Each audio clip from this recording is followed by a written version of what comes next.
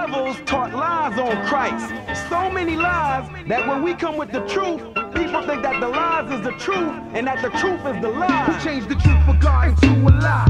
In English, Jesus Christ, in Hebrew, is Yahweh Shai. So do or die. The immaculate conception is deception, along with the myth of giving gifts on December 25th. Christmas is Satan's claw, the birth of Nimrod, and not the son of God. To you was kinda odd. On the Passover, Christ was born in the spring. So now we bring the truth about the King of Kings, the black Jesus, and not Caesar Borgias. And the facts can't be changed. It's all about the Most High. It's all about Yahweh Shai. It's all about the Most High. It's all about Yahweh Shai. Hebrew Israelites, prove your shalom. It's all about the Most High. All right, Shalom Israel. Shalom. All right, thank you for joining us again for another class here at ISBHPK, Israelite School of Biblical History and Practical Knowledge. All right, we're here at 8524 South Braeswood Boulevard, Houston, Texas, 77071. All right, our class times are from 7 p.m. until 10 p.m. That's going to be Monday and Wednesday. The Sabbath evening class is going to be 6 p.m. to 9 p.m. And then we have the Sabbath service. That's going to be 10 a.m. until 2 p.m. All right. As well, we have classes in Albuquerque. All right, 501 Copper Avenue. Hit us up if you're out there. We'll give you the exact time and placement for classes out there. Here we have our kids channel. All right, kids channel is every Sunday from 12 p.m. until 1 p.m. And it's definitely good to have the kids watching, you know, these classes, having them being edified with this truth and the knowledge of who they are and who their parents are. All right, this is 12 p.m. to 1 p.m. and we also have them pre-recorded, so you can actually go on and check them out there at ISBHPK Kids channel. All right, we have our live classes, so if you can like, share, and subscribe for all those on your Facebook, Instagram, get the word out so that they can actually see the videos as well. We have a lot of videos going over numerous topics: Genesis, Revelations, Daniel's, spiritual classes that we deal with, all types of topics. So go on there, check it out, like, share, and subscribe. All right, we have a Blog Talk Radio. This is going to be blogtalkradio.com/Mashaba. We got the brother out there out of Albuquerque / San Antonio that's doing the Blog Talk. This is Monday through Friday at 9:30 a.m. All right, blogtalkradio.com/Mashaba. And this is another way for you to get the word in daily. There shouldn't be an excuse. This world is extremely wicked, and you definitely want to, you know, put within you the word daily. And this is good for whenever you're traveling to work, coming back from work, you're at the house relaxing. Listen to the Blog Talk. They got a lot of good subjects. The brothers, listen, it's some brothers with some enormous knowledge and wisdom. You got Kawakab, that's been in the truth for over 25 years. You got Koresh, you got Mashaba. There's a lot of good brothers on there, all right? That's blogtalkradio.com/Mashaba. And that's going to be Monday through Friday at 9:30 a.m. All right, and as for us, we have Israelware. You can find the sisters online on Facebook at Israelware, and they'll be able to knock out whatever order that you may have, if it's regarding a headband, tunic, armbands, girdles, pants, fringe shirts, fringe purses, Bible covers, whatever you may need, the sisters will definitely be able to take care of that for you. Again, that is Israelware at Facebook, right? If you need to reach any of the teachers, we have Priest Kazaki at the number 281-707-2737. Again, Priest Kazaki is 281-707-2737. And we ask if it's during class, if you can text only. All right, text only during class.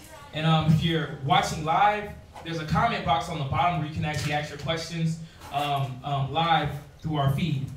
We have Priest Kwatazak. All right, his number is going to be 303-557-8979. Again, his number is 303-557-8979. And for all those that have issues or, you know, don't really like to use the text or call, hit us up on email, and we'll get back to you as soon as possible. The email address is isbhpk@isbhpk.org. Again, that is isbhpk@isbhpk.org. Now, regarding any donations, we greatly appreciate and we greatly welcome any donation, any contribution. If it's dealing with books, Bible apocryphers, you know, your pens, your highlighters, your tablets, we need it for the edification of your people in this truth. For those that come into class that may not have it, you know, we need it. So if you can give it, please. All those contributions that have been made, we greatly appreciate it. And we actually continue, you know, if you can, as well for the monetary donations. We greatly appreciate those. And those, all those that have made the vow and that continue to give with the vow, we greatly appreciate that. On the bottom of the screen, you see a Wells Fargo account where you can send money. As well, we're on Google Wallet. And that's going to be isbhpk@gmail.com for Google Wallet. And again, for all those that have been giving for this truth, for this ministry, we thank you, and we ask you to continue to give. And with that, go ahead and get your questions together. All right, and we're going to go into questions. And do we have any questions here in class? Wow. Yeah, we'll wait for everybody to log in, share the link, do the like, share, and subscribe. Right. I like every video. I'm biased. No, I'm not. But yeah, like, share, subscribe. We'll wait to see if they have any questions. If not, we can just go right into the class.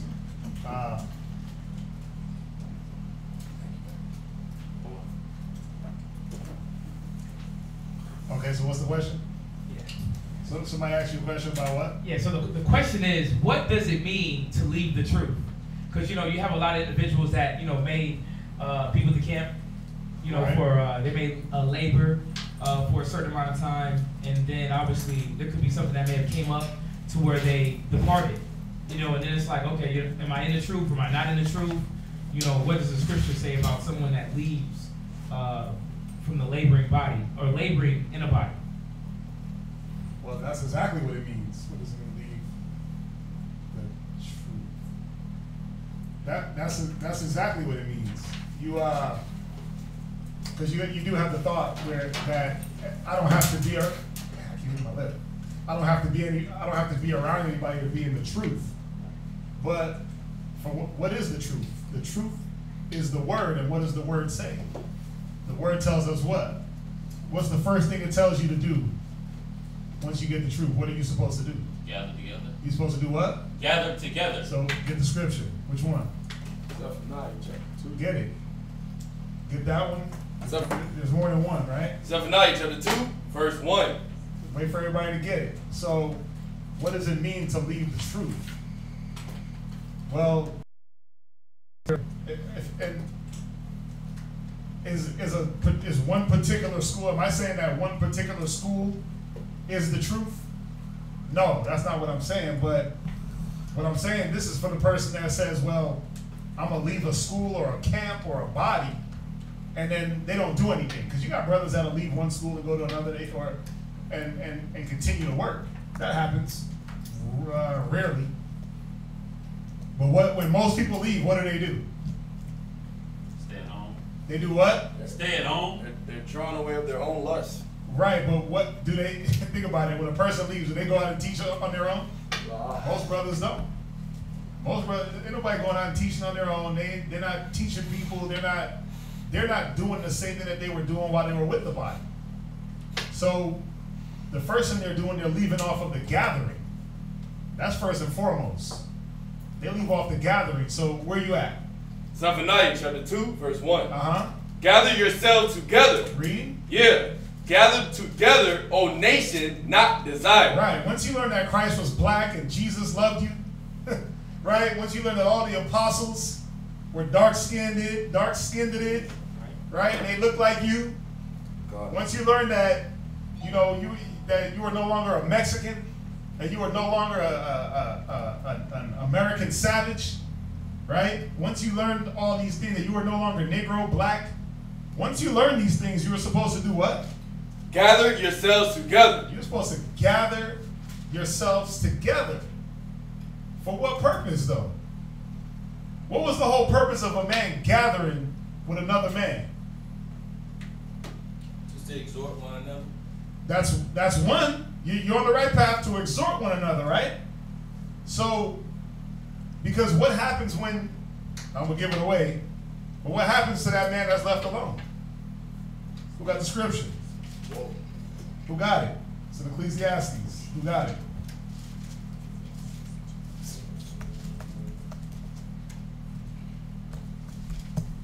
Come on, Lamar. I know you got it.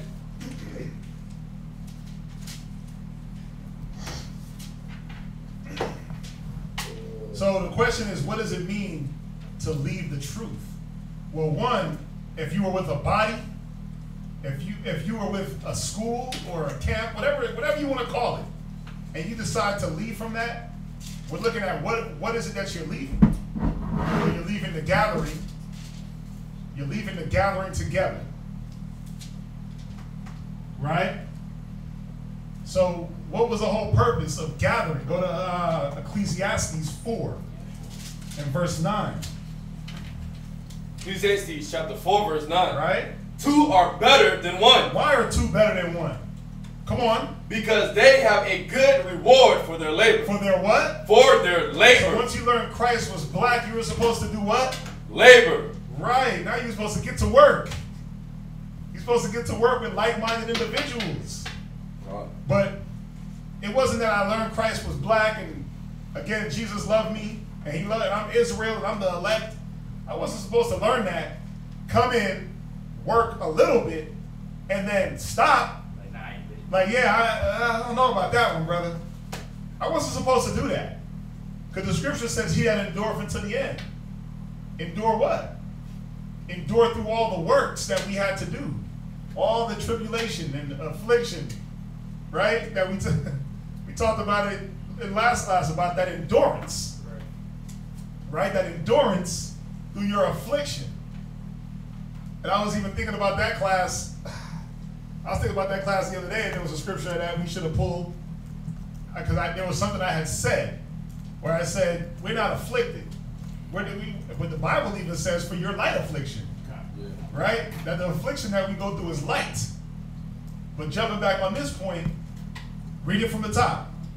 Two are better than one. Go ahead. Because they have a reward for their labor. They have a reward for their what? Labor. See, you were supposed to labor. It says the harvest is plenteous, but the laborers are few. God. Somebody find that one. It says the harvest is plenteous, but the laborers are few. Therefore, find more laborers. That was the whole point of gathering with a body. It wasn't because my best friend was in the truth and I just wanted to be around. Because what were you laboring for? What were we working towards?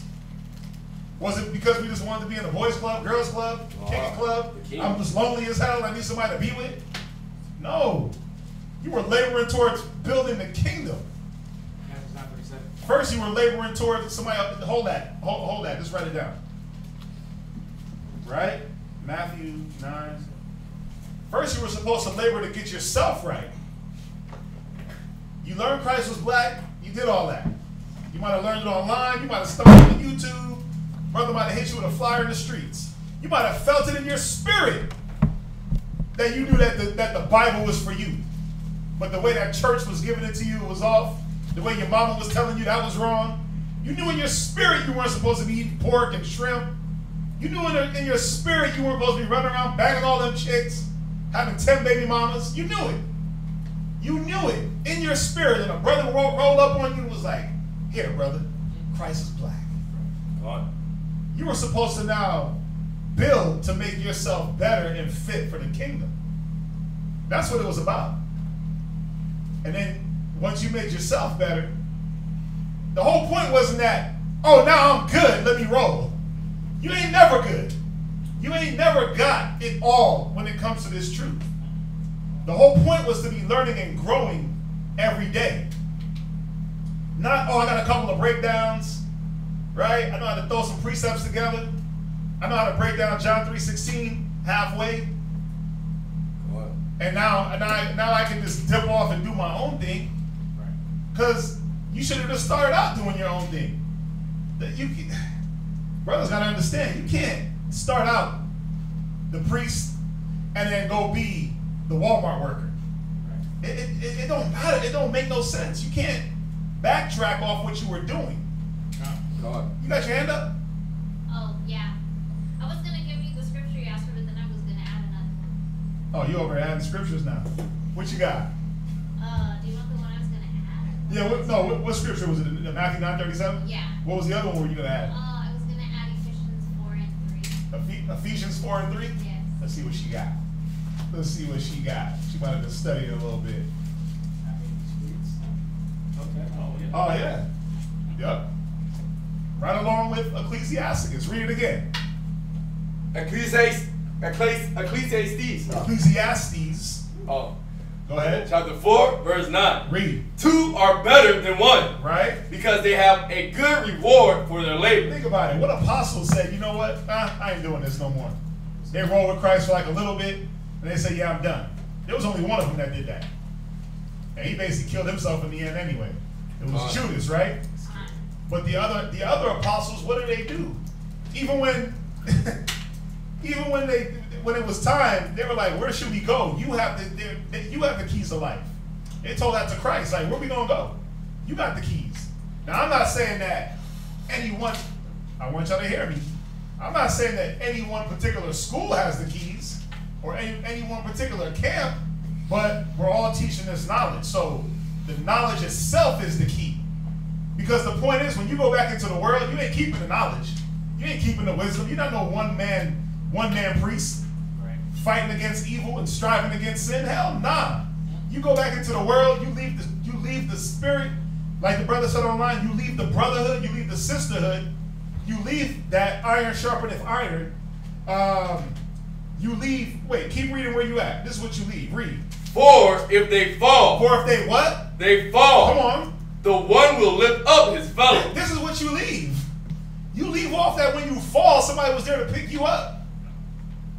Think about it. In the world, when you fall, niggas kick you. When they fall, they kick you. When you fall, they kicking you while you on the ground. Joe Pesci style, right? Joe Pesci just stomp you out when you on the ground. Y'all seen Goodfellas? Come on. They kick you after you dead. That's what the world is, man. They gonna spit on you, kick you, shoot you. But then the sad part is they gonna tell you pick yourself up by the bootstraps. That pick yourself up, boy. Right? But see, read it again. For if they fall. For if they what? Fall. Come on. The one will lift up his fellow. Wait, see, another man was supposed to be there to lift you up. That's what the truth is about.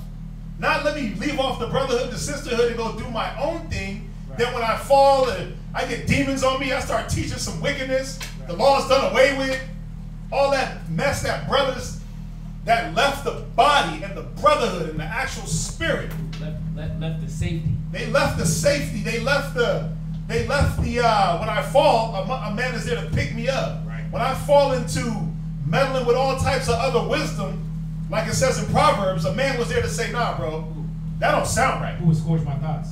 Who was, yeah, you left the scourging of your thoughts. You left that hedge where your brain didn't wander off into the catacombs. Now you're over there teaching online that the law's gone. That we ain't got to keep the feast days and the Sabbath days. That's where it goes when you leave the truth. When you leave the brotherhood. When you leave the sisterhood. When you leave the body. You start to do your own thing. So when you fall physically into damnation, there's nobody to pull you up. But when you fall in the spirit, man, you fall into wickedness, man. Then you become your own one-man camp. You become a one-man camp, and what you says go. And no matter what scripture comes to show you, nah, bro, that's wrong. You like, nope. Right. Nope, because I'm not a part of y'all. Right? Y'all is me and y'all. Y'all. It's me and y'all. Sad, man. Read it again. For if they fall. For if they what? Fall. Because a man is going to fall. It says a just man fall 7 times. But a wicked man fall into mischief. So if a just man falls 7 times, you think that he got up on his own every single time? Law. There was somebody there to say, listen, you made a mistake. We got your back. We're going to show you the scriptures. We're going to restore you through the spirit of meekness, right? Through the word. And we're going to get back up. We're going to move forward. God. But see, this man, the ones that leave off, they don't got that. They don't got that. They don't have nobody to say, hey, you made a mistake. Don't condemn yourself. Hey, you made a mistake. We're there for you. Hey, we get it. They don't got nobody to show them the scriptures and walk them through what they did wrong or right. They don't even have the proper exhortation, like the brother said. They don't even have that. There's no one there to confirm whether they're doing wrong or right, so they're just going down a path. Oh, I'm just going. Read on. God. But woe to him that is alone. But do what? Woe to him that is alone. I didn't write it, but what? Woe unto him that is alone. Now you see why brothers that do leave, what do they amount to after a certain time?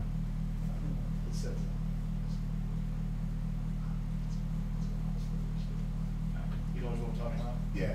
What do they amount to after a certain time? You'll see it online. They start being Facebook one-man teachers. Or guess what? They just leave off the whole truth itself. They leave off the Bible itself. Be a family man. Yeah, I'm going to go be the family man. I'm going to go pursue my career. I'm going to go get some money. I'm going to cultivate the land. Well, brothers ain't even pursuing careers. Brothers is pursuing like Family Dollar jobs. Right. Nothing against anybody that works at Family Dollar, but again, you can't start out, I'm going to die for the truth. I'm going to be a priest of the Most High. I want to kill for this. I'll die for this, kill for it, kill you for it. And then 4 years later, you're like, that ain't the truth. It don't make sense.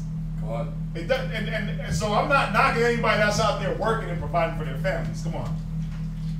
Yeah. That's the one. Right? We're going to hold that. Read on. God. But woe to him that is alone. Come on. When he falleth. Read. For he had not another to help him up. So this is what you leave when you leave the truth. You leave that brother or sister that's there to pick you up. You leave off of the work is building one another, man. If y'all don't know what the work is the building of one another. When he said the kingdom of heaven is within you, when the scripture said the kingdom of heaven is with you, and Christ told the apostles, go forth preaching the kingdom of heaven is at hand. Come on. He was saying that we were the kingdom and we were to build one another. Right. And I was thinking about, whenever Moses was in the wilderness, and they looked at Moses as like, we're not going to rock with Moses, man. But the thing about it is that they were going against their own savior. Because Moses was saving the people. Right. Hashem, Yahushai, obviously Yahweh. Right. So whenever you leave the body, those are your saviors, literally. Because why? Now we're around each other. We can check each other. We can understand, listen, if we're doing right, we're doing wrong. You're leaving that savior. You're leaving saviors. And that's really what Israel's problem was. We was always wanting to do our own thing. God. Yeah, so y'all get that so far. So it was about building one another. That's what you left. When you leave the truth, that's what you leave. You leave the building of another man and the helping of saving the soul of another man. Why? We know why. Because every man is drawn away by his own wicked lusts. Every man is drawn away because I'm going through too much affliction. I can't deal with this. Right? I don't see the reason why we got to deal with this. Why we got to go through this. I don't need to go through this. I can go do something better. Come on, man. We all can be doing something, but is it really better? All it is you doing more things for yourself. Nobody, come on, man. I never see brothers literally leave the Bible, leave off of the application of the word and amount to any damn thing. But back to their filth. Back to their filth. This is why. This is how we know. Watch this. Go to Ezekiel real quick. I want to show you something. Because brothers be like, well, when I got the truth, I was the man, baby. I'm going back to, come on, man. We got to stop it. We got to stop it. It's Ezekiel 16th chapter. Oh, let's see here. It is Ezekiel 16. Watch this. Read Ezekiel chapter 16. Read Ezekiel 16. Start at verse 1. It's because brothers think that when they got the truth, it's like the truth knocked them off of some path that they were ordained for. Right. Like you were like in your glory days. I always like to use the Al Bundy. Brothers be acting like they Al Bundy scored 4 touchdowns in one game playing for Polk High.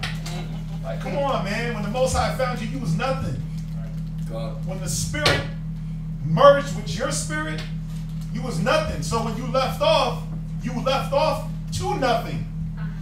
That's what it means when you leave the truth. You leave back to nothing. Nothingness. Nothing thoughts. Nothing actions. Watch. Read Ezekiel 16. Read. Ezekiel chapter 16, verse 1. Come on. Again, the word of the Lord came unto me, saying, Son of man, cause Jerusalem to know her abomination. Right, because that's what happened when you came into the truth. A brother let you know your abominations. He showed you all your filth throughout your however many years. From if you came in at 19, if you came in at 30, 40, 50, 70, a brother was there. He showed you, look, all the things you did wrong throughout all your years. Come on. And say, Thus said the Lord God unto Jerusalem, Read. Thy birth and thy nativity is of the land of Canaan. Come on. Thy father was an Amorite. Read. And thy mother a Hittite. Now think about it. Was Jerusalem's mother an Amorite and father a Hittite? No. But he was saying he was like a damn stepchild. He was like a little bastard child out there in the world with no wit because we didn't have the wisdom. So when you came into the truth, that was the beginning of your life. When you leave, you end your life. Read on. As for thy nativity, right? In the day thou was born, read. Thy navel was not cut. Come on. Neither was thou washed in water to supple thee. Neither wast thou washed in water to supple thee. Go ahead. Thou was not salted at all. Nor swaddled at all. Now what does that sound like? A baby that's born and the umbilical cord ain't cut, they ain't cleaned off the blood, the filth, the placenta juices. What type of baby is that? It's a damn dumpster baby. That's one of them babies where the little 12-year-old gives birth and just throws him in the dumpster. Brenda got a baby, right? It's showing you that before the truth, you weren't really cared for. And then when you came into the truth and got the knowledge, this was the beginning of life. And the reason why I'm going here because people will leave the truth like, yeah, I'm about to go get my life together. Nigga, stop. Your life wasn't together before you got the word. It's showing us right here. No one cared for you. Because you was out in the world doing what? You was out in the world living like a bum. You was out in the world mooching off of people. You was out in the world doing whatever pleased your flesh. There was no wisdom to show you, hey, don't move like this, don't move like that. You did whatever felt good. I'm going to do that. Whatever felt good that day, whether I'm going to get high as hell one day, and then I'm too high, so I'm going to get drunk as hell the next day, I'm too drunk. Whatever it was, no one was there to show you the right way of doing things until you got the word. Read on. None I pitied thee. No one had pity on you. No one looked at you and said, damn, let me clean that little baby up. Let me get little Ray Johnson's mind right. No one said that. No one said, let me get little Laura Donaldson's mind on track. God. Read. To do any of these things unto thee. These are the things that are done to any baby. Think about it. Think about it. Think about it, man. Even the damn animals, when they give birth, they clean their kids up. God. They lick them to death. They lick them to death, right? God. Even animals out in the wild, when they drop a damn elephant when an elephant drops into the world on the top of his head, his mama is there to make sure he walks and cleans the blood off. What happened to us? This is how you know it was symbolic, though. We had so much filth on us coming into the truth. And then it's like, oh, I'm clean now. I'm good. I'm going to go back. I'm going to leave. I'm good. Go back to what? Right. Like the scriptures say, you go back to the weak and beggarly elements. God. You go back to the dog has returned to his vomit. You ever see a dog eat his vomit? Oh, I see. Come on, man. We both got dogs, so yeah, we see it. Yeah, I nigga know. It don't even look like food. Right. It look like You just clean it up. you just like, what is that? Just licking it up. Just licking up, just bile and spit. But that's what happens when you leave the truth. Read on. God. To have compassion upon thee. Nobody had compassion on us before we had this word. Read. But thou was cast in the open field. Read on. To to the loathing of thy person. Yeah, you were like that baby that somebody dropped you and then just threw you away. You were the dumpster baby. That's how the Most High is equating all of Israel. We're like dumpster babies, man. Brenda got a baby for real. Why do you think our people were so big on that in the 90s, the 80s? What were they doing? They were dumping their babies. I don't want to take care of that. I'm too young for that. I ain't dealing with that. Think about that baby. Nobody was there to swaddle, clean, cut the. Some of them would still have the umbilical cord attached with the placenta because there was nothing there to cut it. It's the same thing. But then what happened? Somebody had to find that baby, right? If they were lucky. Trash man going to dump the trash, you hear some crying. Damn, what's that? Baby. And you hear it all over the news. This baby found in a dumpster.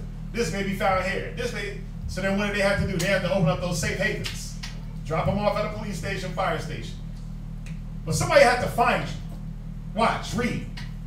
In the day that thou was born. Come on. And when I passed by thee. Read. And saw thee polluted. When who passed by you? When the Most High said, you know what, I'm going to have mercy on you.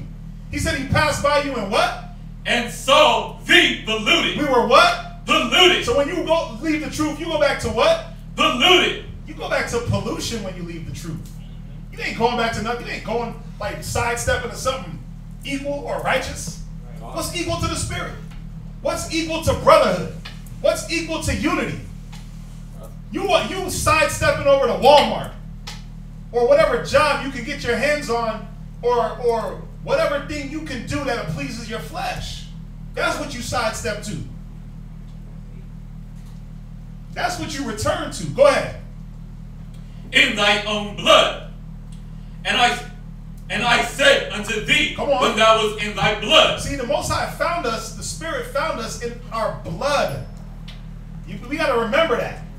So when you decide that, hey, I'm clean now, I'm leaving the truth, I'm out of here, I can't deal with this. Good. Go ahead. I got my gold talents. I'm good. I got my, I flipped one talent to one. Yeah. So I'm good now, because I at least flipped the talent. Nah, bro, you're supposed to keep flipping them talents. You're supposed to keep doing that work. You're supposed to keep coveting the best gifts. It wasn't about, oh, I'm good at this, or I did this, so I'm done. I put in my 3. Listen, I'm retiring from the truth at 33. Jesus died at 33, so I'm gonna retire at 33. But you only got in at 32, so what you saying? The whole point was to keep going and not go back to this. Come on, read. Live. You said what? Live. See, this was the life. When somebody actually grabbed you, cleaned you up, cut the cord, swaddled you, showed you how to walk, eat, fed you. That was the life. Not what you think you're about to run back to when you, how you gonna leave the life? It's like Galatians 3 says, foolish Galatians, who bewitched you into not following the truth? What made you think that you were going to be made spiritual by the carnal? How you going to begin in the spirit and be made perfect with the flesh? Because that's what happens when you leave the truth. You leave. This is, watch, read on. Yet, I say unto thee, when thou was in thy blood, read. Live. Read. I have caused thee to multiply as the blood of the field. Of the field. Right. So you could drop that. So we got to remember that before the truth, you got found in your filth. So when one leaves the truth, where is he going? What is he returning back to? Give me that one. What does a man return to what does he do when he leaves the truth? Because if I'm gonna go start my own camp, I don't gotta leave the truth to do it. For one, if I'm gonna start, it's like me. If I'm gonna go start my own camp, I'm not gonna leave this school to go start my own camp. Because if I gotta leave this school to go start my own camp, that means I wasn't ready. The brothers that are above are supposed to give that okay and say, hey, you're ready.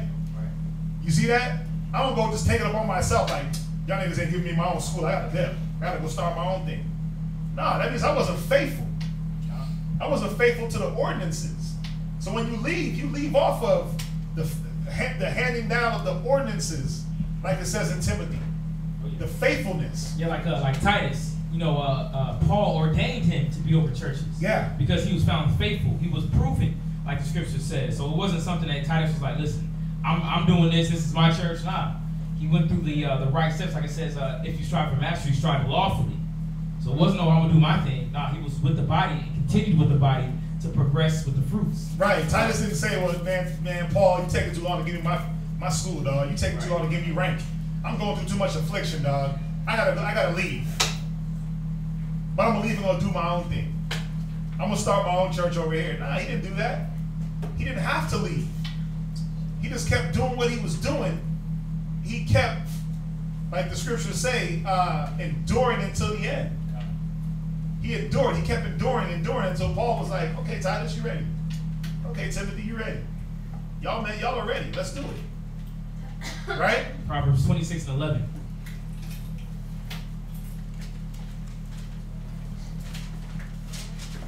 Proverbs chapter 26, verse 11. As a dog returneth to his vomit, so a fool returned to his folly. It says what? As a dog returned to his vomit. Yeah, when you leave off the truth, this is what you do. Read it again. As a dog returned to his vomit. Yeah, you're like a dog that returns to his vomit. You go back to that pollution. You go read it. Come on. So a fool returned to his folly. Yeah, you return back to all the folly. Because now you no longer have Proverbs 27 and 17, iron sharpeneth iron. You no longer have that. Yeah, you're going back to the world thinking that you can smoke weed. Weed is cool. You know what I'm saying? Weed is okay because I got the truth now. I got the knowledge. Listen, it says every herb was given to the man, or given to us for meat. I can smoke it, but even though it does say meat, I still can smoke it. You know, you're going back to the same thing that you came from. Ain't nothing new. Only thing new is like this. You got new clothes going back into the same environment, man. God. Same environment. The sad thing about it, those new clothes ain't gonna last because those things that are around you, the environment that you're in, you're setting yourself up for failure. That's like somebody coming out of the hood and it's like, listen, I can't move back to the hood. It's dangerous out there. But you move out and you move right back in. Why? That don't make sense though. You said the hood was dangerous. They shoot people, drive-bys. But you move right back in. It's the same mentality, the same thought process. There's nothing has changed. Go to Galatians 4 and verse 9.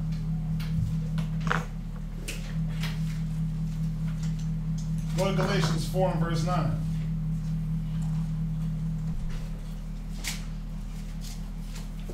So you're leaving off the brotherhood, the unity, the charity. You leave off all the fruits of the Spirit, man, when you leave the truth.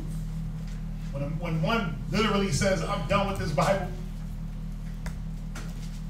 that's what happens. Watch, read. Galatians 4 and verse 9. Galatians chapter 4 and verse 9. Uh-huh. But now, after ye have known the Most High, See, you know the Most High, come on. Or rather, are known of the Most High. And you are known of the Most High by who? Your family member knew that you was into the Bible? You had moms and dad, you couldn't show up for Christmas because why? He was in the Bible? I don't celebrate that, right? You were known of the Most High. You were known that there were certain things you don't do. You knew you didn't celebrate Christmas, Thanksgiving, birthdays, this, that, right? God.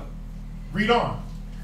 How turn ye again to the weak and beggarly element? What happens? How turn ye again to the weak and beggarly elements? Yeah, now you turn back to the weak and beggarly elements. Now you turn back to what? Celebrating Christmas, celebrating Thanksgiving, celebrating holidays, being a woman of the world, being a man of the world. That's what you turn back to when you leave off of the word. You get that one? Yeah. That's what you turn back to when you leave off the word. Go to Luke 9 verse 62.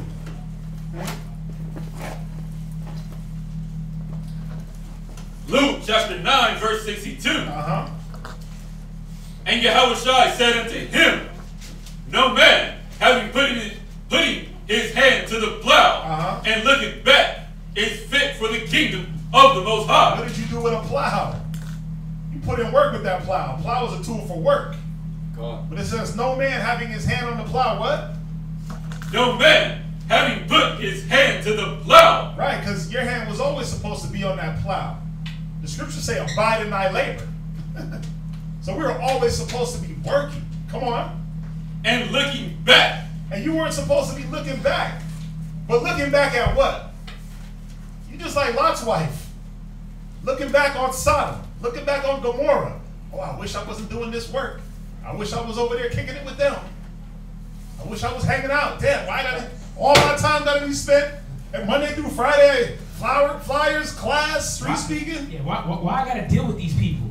Why I got to deal with these emotions, their emotions, my emotions? I'm tired of dealing with that. You know what? This brother hurt me. This brother offended me. I got to go.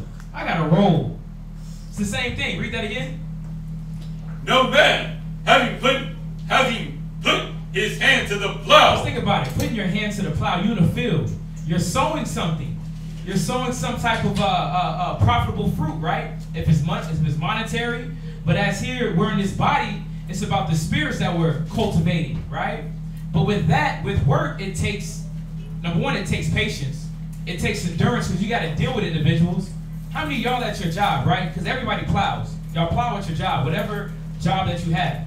Now, you mean to tell me, if your boss acts crazy with you, you going to just quit and just leave?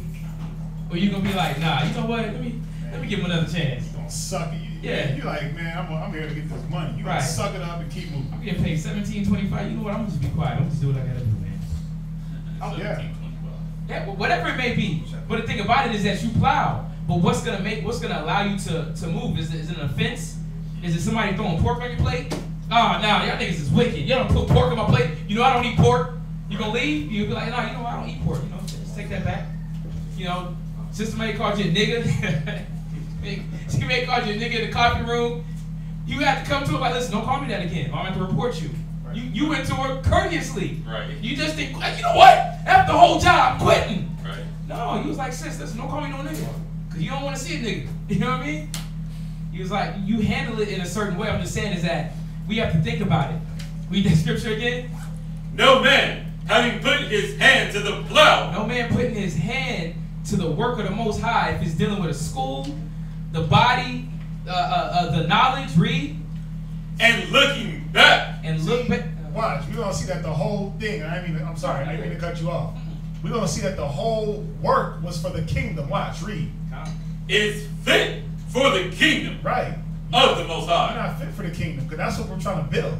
Right. But if you got your hand to the plow that's supposed to be building the kingdom, but you looking back on this kingdom, like your past life, like, yeah, I was a high school football star, or I was a porn star, whatever the hell you were back in the day before you got the knowledge, whatever you were in your filth and in your pollution when the Most High called you, and you looking back on that, it says you're not what?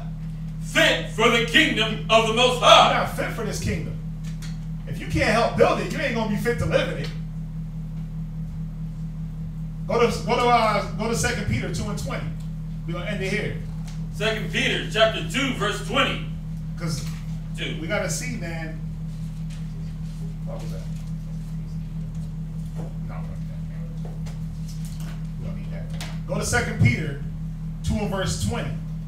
Because again, it's gonna show when you got into the knowledge, when you put in this work, what you escaped. Go ahead. For after they have escaped the pollution of the world. The what? The pollutions of the world. See, coming into the truth, you escape the pollution of the world. Leaving the truth, obviously you go back into the pollution. Read. Through the knowledge of the Lord. Wait, through what? Through the knowledge. Through the man. Through the knowledge. Through the priest that had you the flyer. Through the knowledge. See, the knowledge helped you escape. But again, what brother see, you know why I like this question? Because then you have those simple-minded ones that's like, well, I'm still doing the work. I still teach on the Sabbath. I do my daily devotions. No, I still teach on the Sabbath. Right. Right? I still talk to people. Right. But yeah, what about the part of the knowledge where it says gather yourself together? That was the main thing. You weren't supposed to do it on your own. Because one man didn't change you. One man didn't clean you out of your pollution. It was the body that cleaned you. It was the inner workings of the body that got your mind halfway right. That's what we have to realize. One man didn't just give you wisdom and you were clean. There were multiple men and multiple instances, multiple counsels, right? Multiple point of views that were like, no, look at it like this. Do it like this. Oh, you got that right? Do it like that. Oh, yeah, let's change that. Let's do it like this. You have multiple men, multiple instances in the body to show you how to do things the right way. So why would you take it on yourself to say, well, I'm going to just do my own thing. I'm going to do my thing by myself. One person didn't help get you right. How you going to be one person getting somebody else right? You see that? So to kill that simple mind of, well, I do my thing. I go out there by myself on the highways and byways. Nah, you were supposed to gather, especially if you had someone there to gather with. I get it. Some people online. So you don't have a school in the area, then it don't apply to you. But you do have brothers that got schools and congregations that they can gather with and fortify the knowledge and be built in the knowledge. That's what it was about. It wasn't just gathering to gather. It was gathering for when the Most High said it, but to be built up in the knowledge so we could build the kingdom. Read it from the top. For if after they have escaped the pollutions of the world through the knowledge. Yeah, see, the knowledge is what helped you escape. Come on. Of the Lord and Savior, Yahweh. Read. They are again entangled therein. Yeah, see, when you were escaped from the pollutions, but then you get entangled again, for one, that makes no damn sense. Right. For you to get cleaned up. You like that pig that got washed off. And then what'd you do? You just jump back in the mud instantly? There was no point in cleaning you up. Read. And overcome. The latter end is worse with them. The what? The latter end is worse with them. Yeah, this is what happened. This is the fate of that man, woman, child. It says the latter end is worse. Read. With them than the beginning. Right. It was better that you didn't even know the truth. Because now you're held accountable for every single solitary word that came from out of this Bible. Everything you heard, you held accountable for now. So it was better that you didn't even hear it. You were better off being left alone. You were better off not being called than to be called, get the wisdom, and then leave. And then some brothers try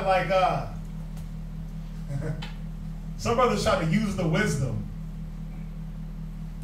And I get it, because you want to survive. You got it, the whole man. One second, I'm gonna let you come in. But man's instinct is to survive, right? Survival first. Now, if I know that I got the supreme wisdom on this earth, wouldn't the smart thing be to use it to at least try to get by? But was that the purpose for you to get it? Leave off of where you got it from and then go try to do it? And try to be, it's hard to be the wisdom, the one man in this polluted ass earth and be around pollution. Because what's going to happen is you're going to get your shoes dirty, you clean it off, right? The pollution will hit the pant leg, you'll wash the pants. But what happens when somebody just comes and dumps all that pollution right back on you from head to toe? Day by day, you step in, you step out. What happens is your wisdom starts to dim and you start to get re-engrafted back into the world. So it's like, the wisdom don't even matter now, because it's almost like you can't even wield your sword because the world finds a way for you to get that sword stripped. And the wisdom, you no longer, it's like you were adamant, no pork eater, adamant, no holidays, adamant fringes. But now I gotta go get a job. My beard was this big, but now I gotta go get a job where they say, oh, you can't wear a beard. But damn, I need this job. And guess what? I gotta feed my family. So you find ways to justify, right? Well, let me shave the beard down a little bit. You shave it down a little bit, right? Probably lower than that, which ain't nothing wrong, you know. But then after a while, you start experimenting. You start looking around like, I'm the only one standing out. Man, let me edge that up real nice and crisp, right? Let me get the goatee like R. Kelly popping. You shave all this out. Next thing you know, you got the baby face. You just out here. Face just bald. You looking like Genuine out here, right? Just glistening. Butt chin, all that. Not a stubble in sight. Right? That only takes 6 months. That only takes 6 months for that to be gone. Then next thing you know, right? Next thing you know, you out there, you're like, yeah, I don't eat pork. And the first couple of months, maybe even a year, you're like, man, I don't eat pork. I don't mess with that. I don't eat abominable foods. Right? But then your coworkers want to hang out. And they want to hang out at like Hooters. They want to hang out at like Benihana's. They want to hang out at Red Lobster. And you're like, shit, I got to be included. But I'm going to go there, I'm going to eat salmon. Damn it. I'm going to eat everything lawful. And then what happens? Slowly but surely. Damn, that calamari smells good. Let me hit that. Give me a little bite of that. Damn, them scrimps. It's calling me, son. Right? Start hitting them scrimps. I think I'm playing. I'm gonna just, yeah, it's like, no, you do it, knowing it's wrong, and your whole spirit is convicted. You're like, damn, but the Most High is gonna destroy you. But he don't. And you do it again, next thing you know, you back eating chitlins. Next thing you know, you back eating chitterlings. You at the crawfish bro. Yeah, next thing you know, you at the crawfish fest. Margaritas in hand. Busting shrimp legs or whatever they bust with the hammer. Lobsters. Yeah, you got the bib on that says crawfish daddy, whatever the hell the bib says. And you got the big steaming stinky bowl with the corn and the potatoes, right? So what I'm saying is, it's a slow progression back into the world. 5 years later, it's like, you ain't got no more wisdom. Because now you have to operate with the world, because the wisdom, they wore that out of you. You got worn down because you were the only one there trying to fight. Woe to that man that is left alone. No one was there to say, hey, that's unlawful, brother. But guess what? You left, so you didn't even care for a man to be there. You didn't care to be told, hey, that's wrong. Because when you were in the truth, when you were with the brotherhood, sisterhood, the body, that's what that was. Hey, don't do it like that. Hey, brother, there's a better way. Hey, don't think like that. Hey, don't do that. Don't act like that. You got tired of that. So you didn't appreciate it. You took that for granted. That's why it says, forsaking the assembly of ourselves as some do. Forsaking not the assembling of ourselves together as the manner of some is. Quote it right. You said it right. Yeah. No, I said let me re-quote it. The first time I was chopping it. But that's the thing. You forsook the assembly. Now you in the world and you have to operate with them. So it's showing you right here. Watch. Read on. Verse 21. For it had been better for them not to have known the way of righteousness. It would have been better for you not to know that pork, shrimp, crab, lobster was unlawful. It would have been better for you not to know that you were not supposed to gather together. That you were supposed to gather together. It would have been better for you to think in your mind, solo dolo.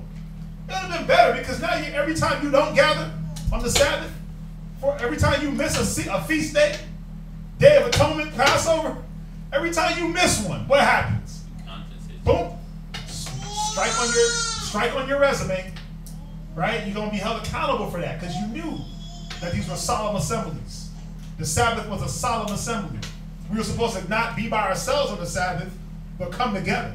So every Friday, sundown, Saturday, sundown, the Most High is like, yep, strike 50. Strike 1,000. You just keep getting strikes, man. That's why I said that's why Scripture says your sins will be your accusers, man. Yeah, because they're going to be shown to you. Read on. Then, after they have known it, to turn from the holy commandment delivered unto them. But it is happened unto them according to the true proverb. Go ahead. The dog is returned unto his own vomit again. You see that? You like that dog going and licking your own spit up. Because that vomit, why does a person vomit something up? The body is what? Your body is rejecting it. So you're going to go lick up the stuff that you rejected? The word, the knowledge showed you to reject certain things. Now you're going to run back like, yeah, I need that in my life. I need the weed smoke. I need the 50,000 men. I need the pride. I need the envy. I need the hate. I need the jealousy. And you know, one sad thing about it is that the world is ready for you to come back, man. Oh, they rooting for you to fail. Like your parents. You're back? You ain't over there with the church no more? Let's celebrate this Thanksgiving, buddy. My mom had to hit me up. Oh, see, was it my mom or my dad? I think it was my dad. He was like, oh, you still over there with the church? Hell yeah. What you mean? It shouldn't be no question. Because they're ready to say, see, I told you so. Oh, yeah. That wasn't working. Yeah. See, I don't know why you wasted your time with them. Yep. They ready, but then guess what? They're ready to tell you that, but as soon as you fall, they'll kick you right in the gut. Yeah. They ain't gonna help you up. They're gonna be like, see, told you. Ha ha. They're gonna give you the laugh and do that on The Simpsons. Ha ha. They're just gonna look at you while you fall. Right? They're gonna look at you while you stretch your arm out. You stretch your arm out in no man regard, right? They're just gonna watch you fall. Inside joke. Oh, yeah.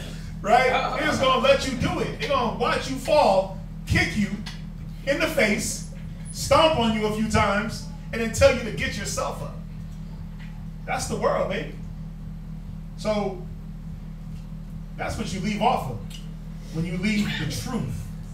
When one leaves the truth, I mean, come on, we got plenty more. I didn't want to go all the way in. Then I was a little bit in. I didn't want to, yeah, I mean, there's a lot more scriptures that we can hit, but that was just a brief. So you get that, right?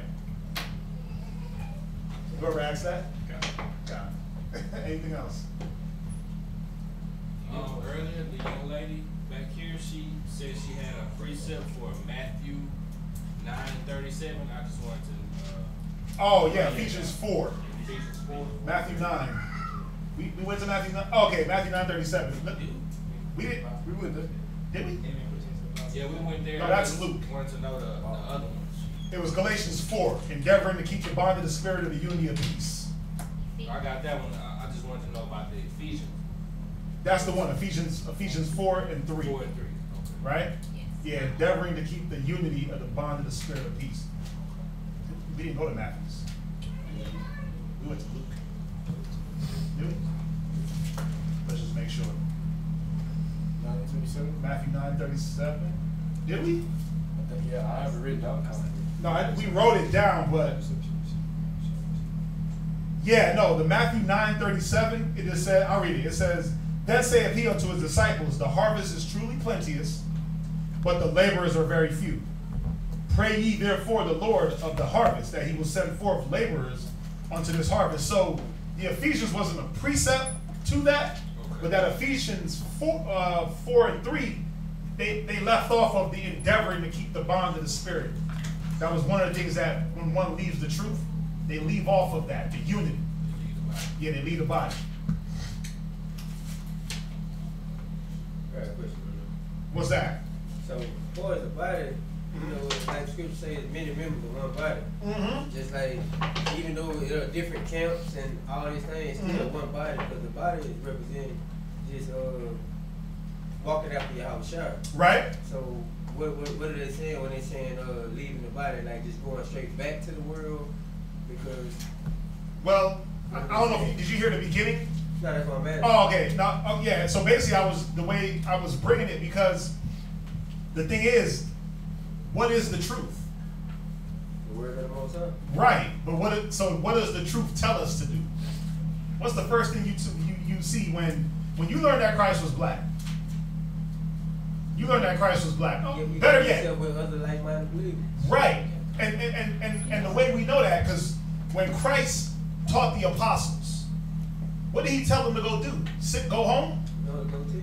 Told them to go teach, right? Go preach that the kingdom of the heaven is at hand. Right. So that's how we know that when you learn the way of Yahushua, when you learn this word, we were supposed to go teach it. Right. But did the apostles go teach by themselves? They were always sent 2s and 3s. We know that. Right. Ecclesiastes 4 and 9. Woe to that man that is left alone. So that's kind of how I went through it, to show what we were supposed to do once we learned the fundamental things like Christ is black, we're the chosen. Because a lot of people misconstrue it, like thinking like we have to be with a lot of people to do the word of the Most High. Because he always tell you 2 or more guys together in my name. He's right. in the midst. So a lot of people and I ain't gonna just say us per se, but a lot of people try to make it seem like if you're not a part of this, or you're not a part of that, or if you're out there, you know, in the midst, you know, teaching, because I'm sure a lot of us, even outside of the camp fellowship with other people who are Hebrew Israelites. You right. know what I'm saying? So that's why I wanted to get a better iteration on what, you know what I'm saying, what was being said, because a lot of people try to make you feel guilty about certain things, but you know, being in the knowledge of the truth, we all walking after Yahweh Shai. Regardless of where we are. And you said it perfectly. There's many members of the body. But see, the one thing I said earlier, and I know you missed it, was that the leaving of the truth, you can't walk into these doors and say, I'm going to die for the truth, I'm gung-ho for the truth, I want to be a priest. And then now when it's time for you to walk the steps of that priest, you walk a little bit, or you get to the point where it's okay, it's your time, and then you draw back and totally just stop doing everything. You see what I'm saying? Many members of the body. So, is everybody a priest? Is everybody a teacher? Is everybody? Think about it. Even when you read it, when you read in the Old Testament, all the Sabbath readings that we did, and it talks about the different offices of the priesthood. Bro, you had priests that just came just to clean. You didn't. Everybody wasn't sacrificing. That wasn't for everybody. You had musicians. Me and him was funny as hell. Cause we were talking about this earlier on the phone. Like everyone's office wasn't the exact. You had musicians that all they did was just play music. So we get that.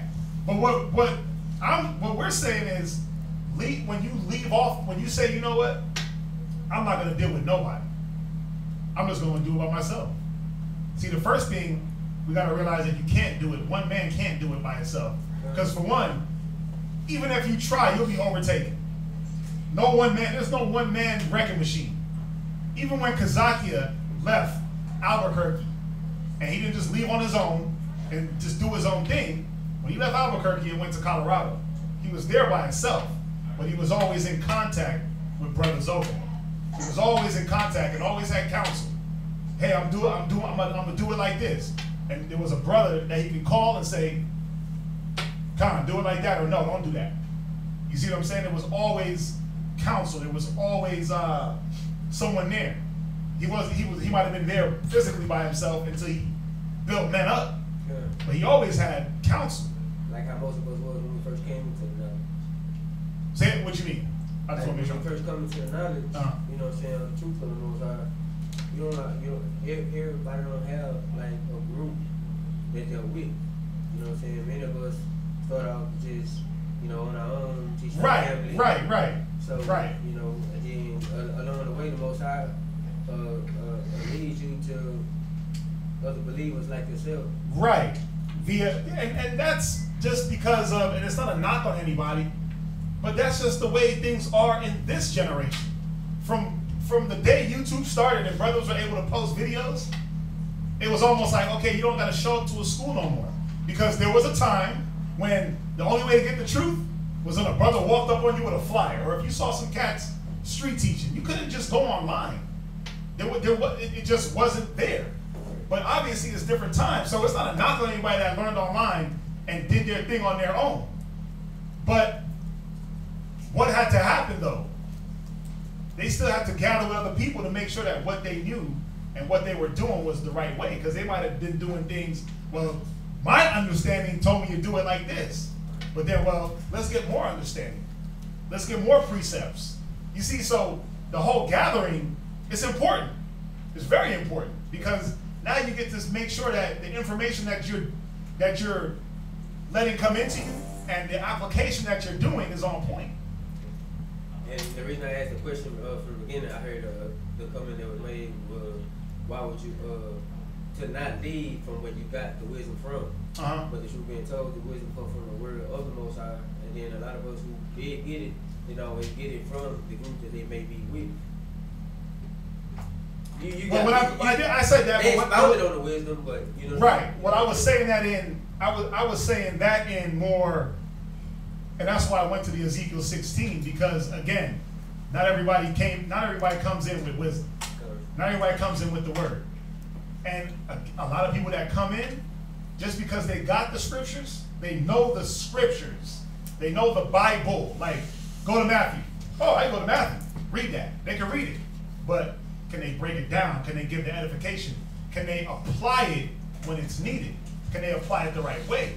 The situation. You see what I'm saying? Where the body, the gathering, was able to afford you all these instances to be able to apply different Matthew 18 or just different scriptures on how to deal with man, how to deal with your wife, your kids.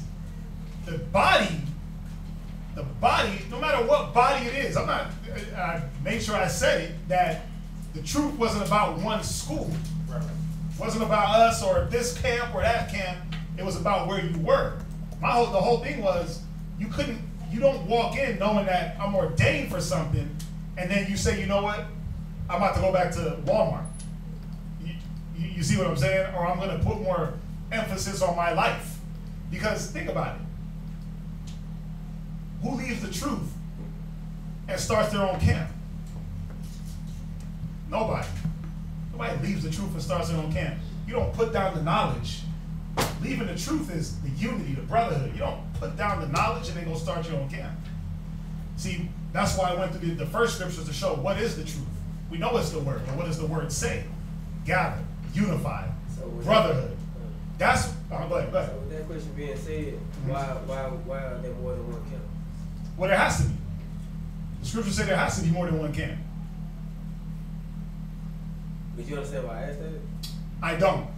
We can expound. Okay, when you said that. Oh, why? Well, why is there more than one camp? Well, in the beginning, there was more than one camp because was everybody going to be able to go to New York to get the word? Nah, everybody wasn't going to be able to go to New York. You see what I'm saying? The first school that was teaching the knowledge was in New York, the only school. But there was a whole other 49 states that needed to be taught. There was a whole other world that needed to be taught. Think about it. When Christ first told the apostles to go out, he said, go not in the way of the Gentiles, right? God. Then he came back and said, go throughout the world and teach everybody. So that had to happen regardless, whether a man left and did it or YouTube or the internet. You see what I'm saying? So that had to happen. And then like myself, like I didn't know about Hebrew Israelites till I started searching for them. Like I was just happened to be reading the scripture one day, and you know, Most High allowed me to figure it out, and I started telling my priest about the pastor about certain things, and he couldn't deny it. You know what I'm saying? Then from there, when I started searching, I was like, I can't be the only one thinking like this. You understand what I'm saying? Right. So I started looking, and then that's how I started finding, you know, other people, seeing other like-minded people, you know, on the same accord. Right. So I mean, even if no man did travel, you know what I'm saying, a lot of people would still be awake.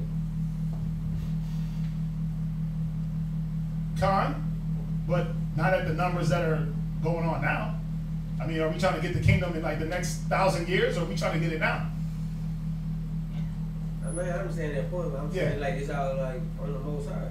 Like, it is all on the Most High, because think about it, the word is throughout the world, and there's still some people that don't know who the hell they are. So, yeah, both points. I mean, what you're saying is valid, but I'm trying to figure out why you're saying it. Like, where are you trying to go to? Because a lot of camps make it seem like people didn't know about the knowledge until like they either came across a flyer or seen a street teaching, or you understand what I'm saying? Right, but see, if you would have heard me earlier, we all have the word of the Most High.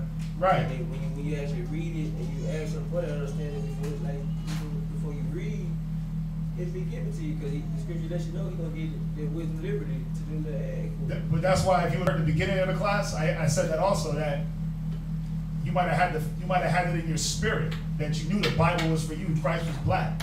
See, I said all that. You missed the beginning. So yeah, I mean, I agree with you. I said that. I'm not sitting up here saying that the only way to learn was to walk through these doors. See, you got to understand, the question is, what does it mean to leave the truth? So what does it mean? If you're already here, what are you leaving off of? That's what I was bringing out. What are you leaving off of? But what do you leave? For me, it's like, you can't run from the truth.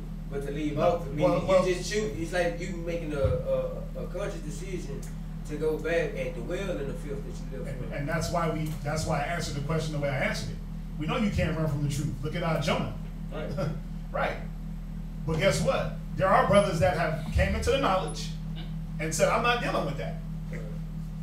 And went back to what they were doing. So you can not run from the Most High, but you can definitely not apply wisdom. Right? Because before you had wisdom, before you knew wisdom, what were we applying?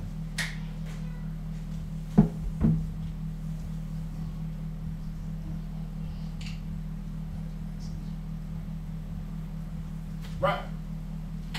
No, yeah. I mean, yeah, you just gotta catch the beginning. I kind of hit that.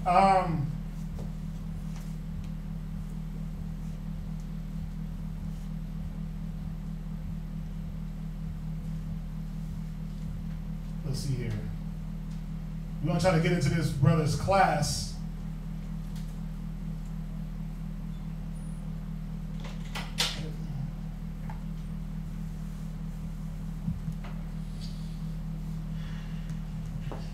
What if no one around me knows about the Sabbath and feast days, and we don't have the funds to get where you guys are at? Can I still celebrate with the family, or will it be wrong?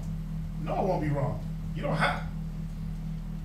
Again, that's why I said it. Not everybody has the means to come to a school, but you can get the information on the Sabbath and the feast days and get your family up to par, and you can celebrate with your family.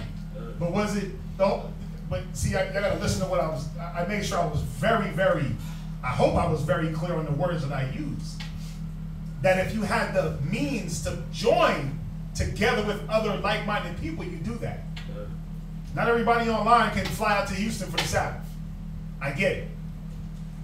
But if you're in Houston, not the Sabbath, excuse me, for, let's say the Passover. Not everybody online can do that.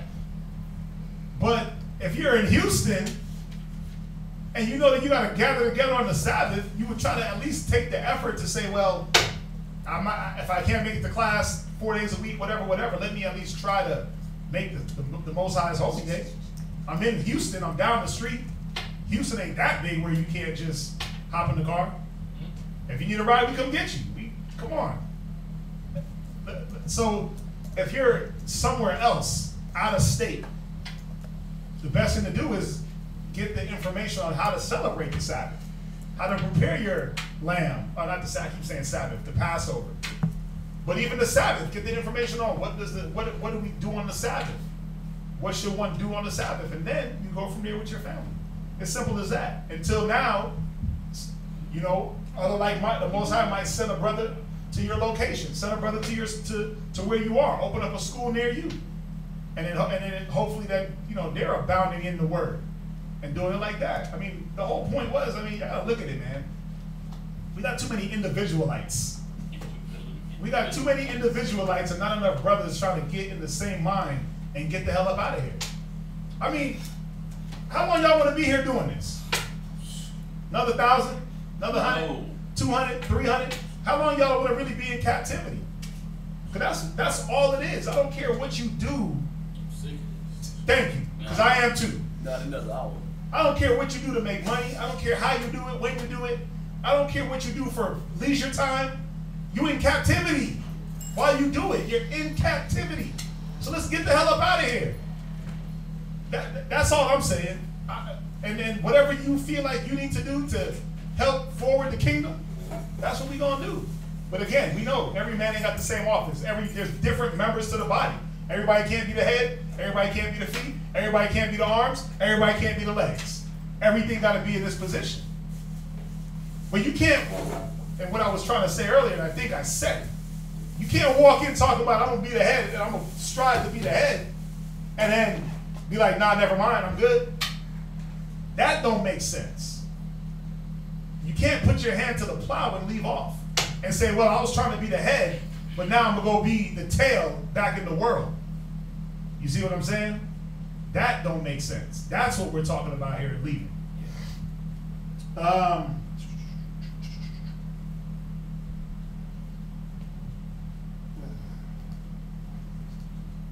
Who? You got a question? No, it wasn't a question. It was.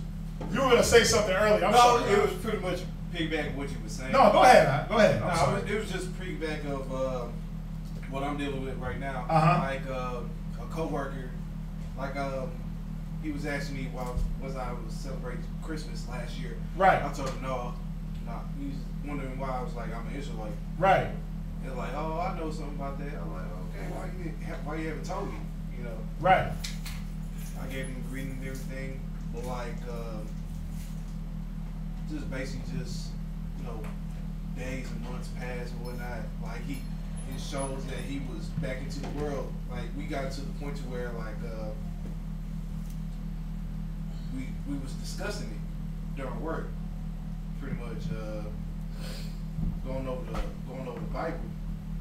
Like he spewed out saying, it's impossible to keep all the laws and commandments, law, statutes, and commandments. Like he said it as in a justification of what he's doing in the world, pretty much. Right. You know, it was just pretty much like that. I was just. You know, I love when people say that because it's like there's over 5,000 laws in the books. How many times you been to jail? Yeah. Think about it. A lot of people ain't been to jail. They ain't in jail. So you can't keep 600 laws, but you can not break 5,000 and get. You see my point? Like this land got more laws than they got in the Bible, and not everybody goes to jail out here. Right. So that's just excuses. Right. And is it? So what if you can't keep every single law? So what? What does that mean? That you just give up on everything? Nah. That's what he basically did. Yeah. He just gave up. But that's a cop out. That's a cop out. The scriptures say endure until the end. It says strive for the truth until death, and the Most High will fight for you. So as long as you're at least saying, you know what? I'm fighting for this. The Most High, he'll make it to where, you know why that's an ignorant statement? That you can't keep all the laws? I'm gonna show you something. The priests. How often do they sacrifice? How often do the priests make sacrifice? Daily. 24/7, 365. Right? So when do they keep the Sabbath? Not the way we were told. Right. That's my point. Where to keep the law, they had to, like, I don't want to say they had to break the law, but they didn't just stop everything on the Sabbath. Right? You see that? So right. He said the law is spiritual. But my point is this: they kept the sacrifices going all the time. They didn't stop. It was a round the clock thing. They had, it was like 8,000 priests that sacrificed. Why you need that many priests to sacrifice? Why? Because sacrificing them animals, first of all, it wasn't easy. Picking them animals up, trying to control a whole ox, one man, an oxen, a this, a bull, a that, a ram. Come on. So it wasn't an easy job, but it didn't stop. Think about it. The priest wasn't supposed to get dirty. Wasn't supposed to sweat. You think they wasn't in the temple sweating? Like, come on. So for a person to say that, it's like they don't understand the law. But that's why, go to Romans real quick. Go to Romans. This is what I would show this man. Just what he forgets.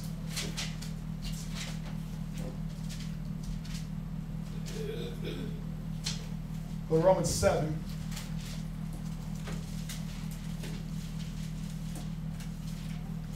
And verse 14. Romans chapter 7 and verse 14. For we know that the law is spiritual. This was the whole point. The law was spiritual. From the jump, we didn't get it. The law was spiritual from the beginning. From the day from the time Moses got it etched in the tablets. Right? The time Adam got it. It was spiritual.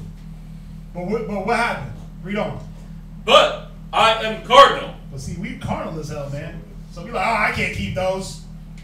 It's too many. Bruh, just do the ones you can do.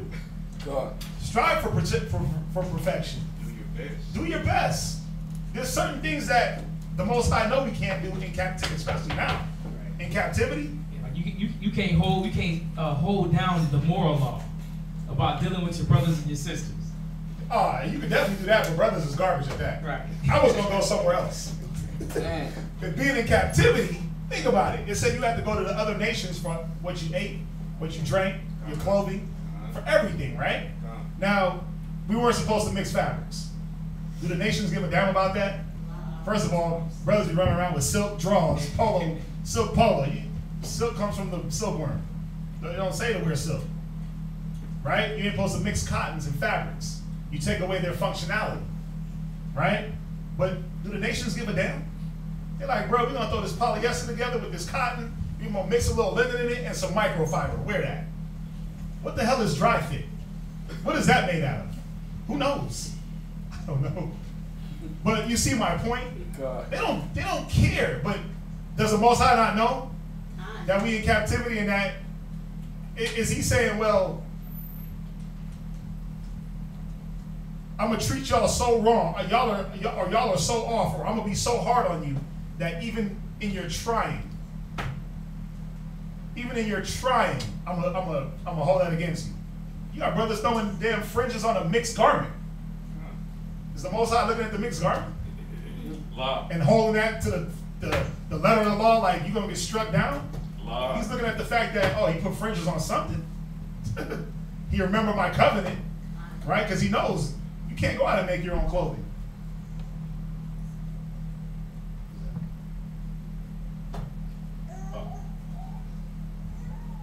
Yeah, that's fine. You see that? So, yeah, people that say, oh, you can't keep all, and have you even tried to keep some? Have you tried to deal with your brother correctly? The moral law, the civil law. Nah. Try that first. Those are the ones you can't keep. It's all really just respect, brotherhood, unity, giving a damn. That's all it really is. That's all it is. You do that, master those. God. And of course we can't keep all 619 because we ain't sacrificing nothing. That's part of the law. We're not sacrificing anything, so for them to say that is just pure ignorance. When you're on a fast and you have to fast, I'm gonna hit this one last question, and then we're gonna let him go into class. When you are on a fast, do you have to fast from everything, like television, music, etc.? No, you don't. There was many different fasts in the scriptures. You did have your dry fast, like when you deal with Moses when he went up in Sinai, he was on a dry fast, meaning he didn't drink food or water. Yahweh Shai, dry fast. You had is it Judith? No. Yeah, actually, Judith fasted. Yeah, Judith, she fasted on the Sabbath eves and on the holy. Go ahead. Yeah, she actually only ate on high holy days. And on the Sabbath eves. And on the Sabbath. Yeah. So you can fast. If you say, listen, I'm gonna fast from television, then you might want to throw the music in there and the social media. You can do a social media only fast. Like I'm on a social media fast right now. So I'm doing no everything. Facebook, no Snapchat, no Instagram. Read. Gone. My fingers over here just trying to search for it. I'm like, you deleted it. You know, so my spirit and flesh is warring against each other. It's like, ooh, Instagram, nah, nigga, it ain't there. Like, damn, okay. Yeah, man, it's real. Yeah, even when you deal with Daniel fasted, he fasted on vegetables, right? He fasted on herbs. Like, that's why they call it like the Daniel fast when you read about it. That was a different type of fast where he didn't eat the king's food. Post. Say it again? Post. Post? That's when he ate post and drank water. Right, Post, right. Post is vegetables. Vegetables, right, yeah, vegetables and water, right? So you can do specific things to cater to whatever, because what's the point of fasting from something? Because you see that it's overtaking your spirit. You see that it has a stronghold on you. So you fast to get that stronghold off of you. So If you wake up and the first thing you do is hit Facebook, and you didn't brush your teeth, wash your face, you even get out of bed, you just reached over, grab the phone, Facebook. Yeah. So your arms go numb because there ain't no blood circulating up there. Dang. If you do that every day, you might as well go on a fast from social media. But you don't have to put food into it. But if you say, listen, I'm gonna go on a fast, I'm not gonna eat nothing. We did it. We did 2 weeks ago, or 3 weeks ago, we did a juice and water fast. To try to jumpstart and get some of these ailments off of brothers. We getting old, so we're not spring chickens anymore. So, man, you eat the wrong thing, and guess what? Your knees are shot for the day. Too much salt, and you done. I know me. Too much sugar, too much salt, too much of anything that's not good. I'm useless. So what have I been on lately? I've been on. I have an affinity for dips. I've been on hummus and pita breads and chips and guac. That's been my thing for the last couple of days. So you can fast from anything. You can social media, music. You definitely want to fast from them things. Listen, try this. Yeah. Those that are online, try this. Try not listening to music in your car for a week. Listen. You gonna be reaching for that now? I was driving, fasting from music, turned the radio off. My hand automatically went back up and turned it back on. I was like, oh, hell no. This is real. The flesh is real. When you start, because the thing about fasting, it's like those things that you like. You know what I mean? It's like, what do you like? Netflix. Who like Netflix? Hulu.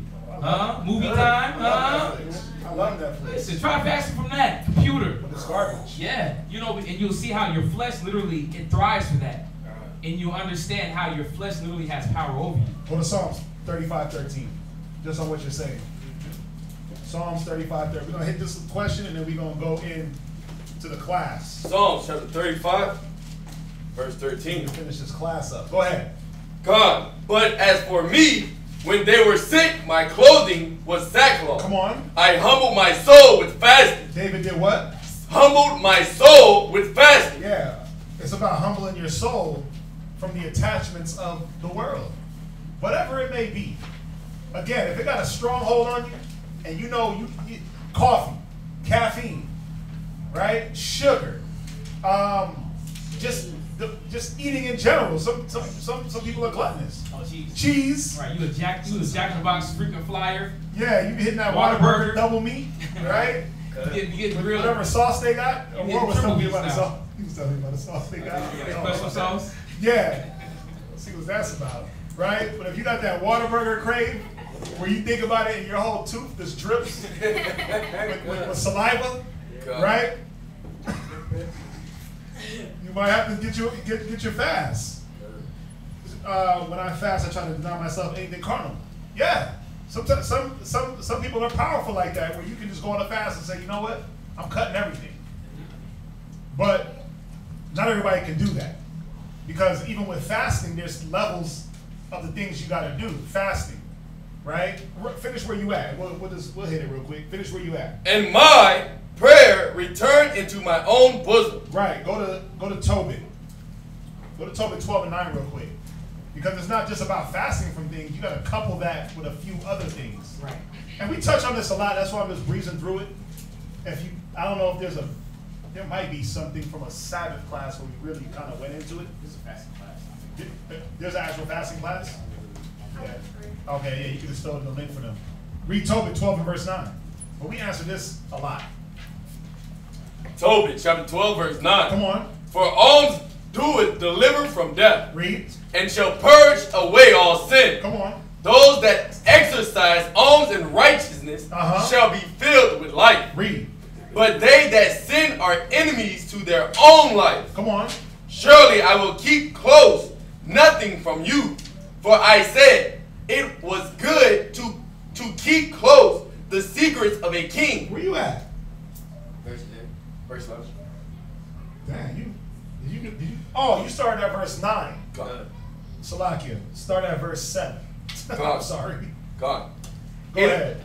It is good to keep close the secret of a king, but it is honorable to reveal the works of a God. Do that which is good, and no evil shall touch you. Come on. Prayer is good with fasting. So you gotta, when you fast, you gotta pray.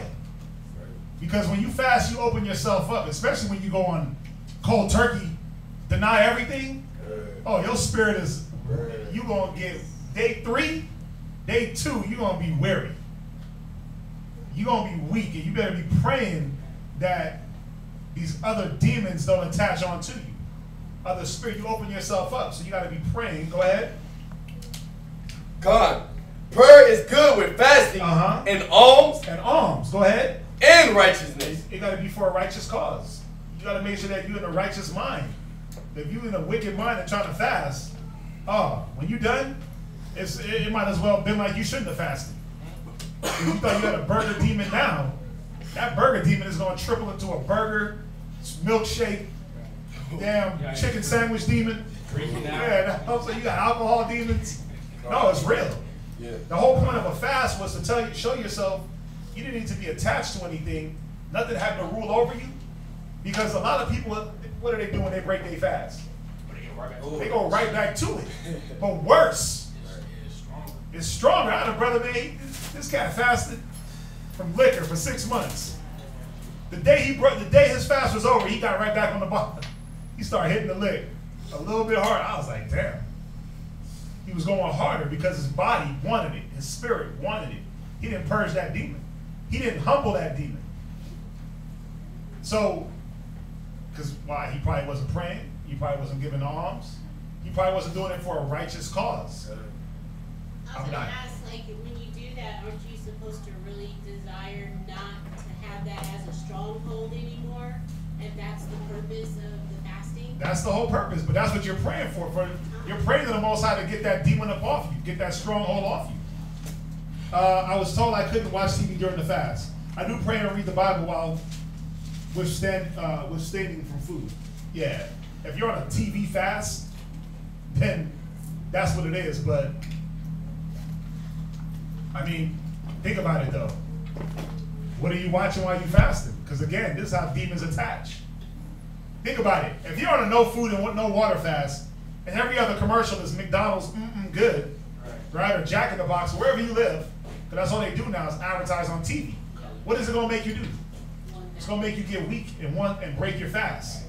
So you don't want to vow to a fast and then break it early. That's a no-no. So you don't want to put things in you that's going to make you weak. So I wouldn't watch TV on a fast because all I'm seeing is juicy McDoubles and water burgers and all the crap that you can't have on the fast. Yeah. What's up? I'm going to say when they fast, they should, along with their fasting and praying, like whatever they're fasting for, they should know the scriptures that pertain to that certain thing and meditate on them to keep them strengthened while they go. Because it's inevitable to not be advertised to these days. Oh yeah, everywhere you drive, you just all run the window down and just sniff. And there's a Burger King burger in the air. Right, you smell that flame boiled patty in the air, right? So, right, you're gonna be advertised to. But the righteousness is the study, the prayer, the meditation. That's what you should be doing. He's right. You're supposed to be putting together and dealing with the scriptures on whatever it is, whether if it's liquor, if it's gluttony, sex, fast, social media, TV, radio. I mean, there's things you can substitute. Audio Bible. Hey, because I had a little music demon on me for a minute. Listen, man, Kanye dropped them 6 albums. You think I wasn't on that? But I had to, like, oh no, hold on. Audio Bible. Yeah. They got an app too. I don't know if y'all familiar with it, called Bible Trivia. Oh, you were telling? I remember you were hitting that with us a while back. Yeah, and I remember that. Keep your mind on the scripture, and then the judge at the end give you like a test book on how many scriptures you retain and stuff like that. Right. No, it's things like that. That righteousness. What do I want to fix my mind on? You know, so fasting, yeah. Me, I don't even really watch TV. I watch, if I do, I'm on Netflix where they're not giving commercials. But even then, if I'm fat, I'm too busy for TV anyway. My TV happens at night for like 5 minutes and I pass out. It be on, it's like you don't even pay attention to it. I'm background noise. It's background noise. But to answer the question, nowhere does it say when you're fasting, don't watch TV. You know, If somebody's telling you that, they got to prove that to you.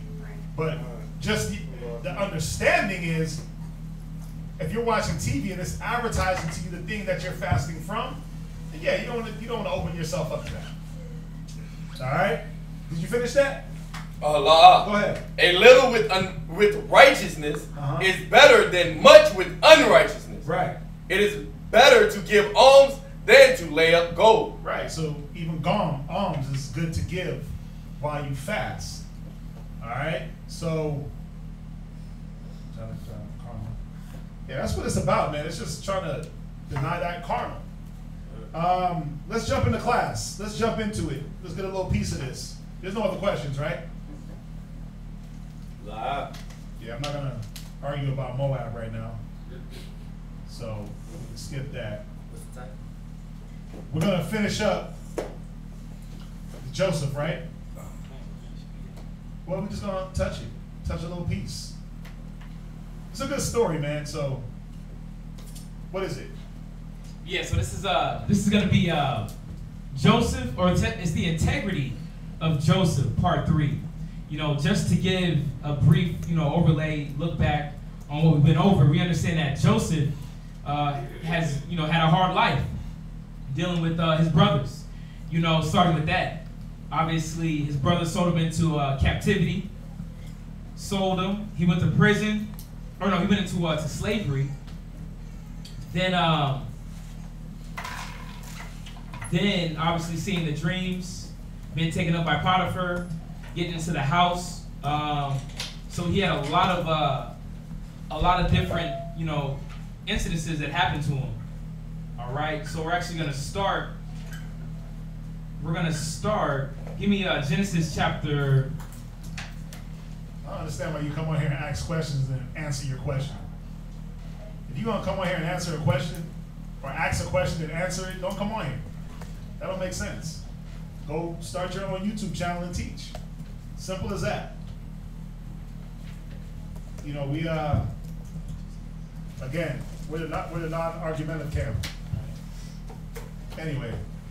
Yeah, give me Genesis 41 and 16. We're going to start there. Want me to read this? Yes, sir. We're going into Pharaoh's dream. All right. Well, actually, it's the aftermath of Pharaoh's dream, because Pharaoh gave his account of his dream. The kinds, 7 kinds, ate another kind. So we're starting there. All right. So this is Genesis 41 and verse 16. The book of Genesis, chapter 41 and verse 16. Go ahead, read. And Joseph answered Pharaoh, saying, It is not in me. God shall give Pharaoh an answer of peace. And Pharaoh said unto Joseph, In my dream, behold, I stood upon the bank of the river. Yeah, you can jump down to verse 38. Genesis chapter 41 and verse 38. And Pharaoh said unto his servants, Can we find such as one as this is, a man in whom the Spirit of God is? Right, because when the reason why they asked that, because when you read up in this story, Joseph came to Pharaoh, and he gave him the dream of the corn, the interpretation of the corn, right? So he broke it down and was showing him that there was going to be 7 years of plenteous and another 7 years of famine. Now, why was Joseph why did the Pharaoh come to Joseph about this dream? Who knows why? Because it was, remember when he was in prison by the baker, not the baker, but the cupbearer. The baker and the cupbearer, you're right. The butler. The butler and the baker. Right. Right, because he interpreted that dream correctly. Or that vision, he interpreted that. So Pharaoh was like, oh, okay, you know what's up. So he came back to him now, interpret this, because no one else can. So now we're at this point where they're like, well, who we going to find? Because Joseph was telling them what? He said, listen, you're going to have to store up for the 7 years, because this is what's going to happen. So they're saying, well, who we going to find to run everything, basically? Right. Who's going to run it? You got to really understand that. Why would they need somebody to run it if they had a pharaoh? Because the Egyptians weren't that damn smart. They were a very They were an innovative civilization in the flesh, carnal things. When it came to matters like this, they didn't know how to do anything. Why would they need somebody else to handle their affairs? Think about it. You're the pharaoh. A pharaoh was looked at as a god to the Egyptians. He was the manifestation of a god on earth. They called him the baby god. So how the hell the baby god can't tell the people how to run and keep some damn corn? Come on, man, you gotta think about it. Think about that. Where was the intellect here? Where was the smarts, the know-how? It wasn't there. But brothers are running around talking about Kemet was the first civilization, and they knew everything, and they built this, and dot, dot, dot, dot, dot. You didn't build a damn thing, we did. The Hebrews built it. Stop it, you couldn't even control a famine. You couldn't even live through a famine. Read it again. And Pharaoh said unto his servants, Can we find such a one as this is, a man in whom the spirit of Yahweh is? Right. Think about it. Even Pharaoh knew that the spirit of the Most High had to control things. He knew that his God, Ra, whoever the hell he was believing in, but I mean, he might have believed in the Most High. Let me not say that. He might have believed in the Most High. Well, he did believe in the Most High. Even Pharaoh, the Egyptians, they believed. They believed in the power of the Most High. Go ahead. And Pharaoh said unto Joseph, For as much as Yahweh has shown thee all this, go ahead. There is none so discreet and wise as thou art. Little old Joseph, discreet and wise. The scriptures say discretion shall preserve thee. Why? Because Joseph, he wasn't running around just acting like he was just the biggest man on the planet. He wasn't running around acting like he was the man, even though he was. When we read earlier, he was in jail. He ran to jail. When he was in the Pharaoh's house before he got thrown in jail, he basically controlled his house. He said everything in the house is yours except for my wife. Potiphar. Yeah. Right. He controlled Potiphar's house. He said everything in here is yours except for my wife. Right? So, again, what kind of man was Joseph where his wisdom, the scriptures say wisdom will lift up the head of him that is at a low degree. Joseph's wisdom pushed him into power. But it was the spirit of the Most High that was on him. Go ahead. You come on there. Go ahead. Genesis chapter 41 and verse 40. Thou shalt be over my house, and according unto thy word shall all my people be ruled. Right. So we see the movement of Joseph, man, from going from slave, actually abandoned slave. Now you're being in a tax man's house. Now you're going back to prison. They actually accusations of adultery. He went past that. Now, what does verse 40 say? Last precept. Only in the throne will I be greater than thou. Yeah. Now the Pharaoh's only going to be the person higher than Joseph. A Hebrew man at that. It wasn't even the Egyptian. But think about that. He said only in the throne. Oh, yeah. Think about that. He's only in the throne, meaning only in sight, only in what the people know. Right. The throne was the power, right? But Pharaoh ain't had the wisdom. Yeah, he was asking him. He said only in the throne, only the fact that I'm sitting in this seat, am I greater than you. But when it comes to the wisdom, the knowledge, the know-how, bro, you got it. Right, and what I like about Joseph, we're actually looking at the inner workings of Joseph. What was the characteristics of Joseph? Was Joseph this brute beast? Was he this man that didn't think about others? Or was he someone that actually stood upon the laws and statutes of the Most High? Because as we've seen in the other classes, that it was in him. He was a chaste man. You know, he's actually, if you want to chase me, he didn't deal with nothing. He was pure. Give me James 4 and 6.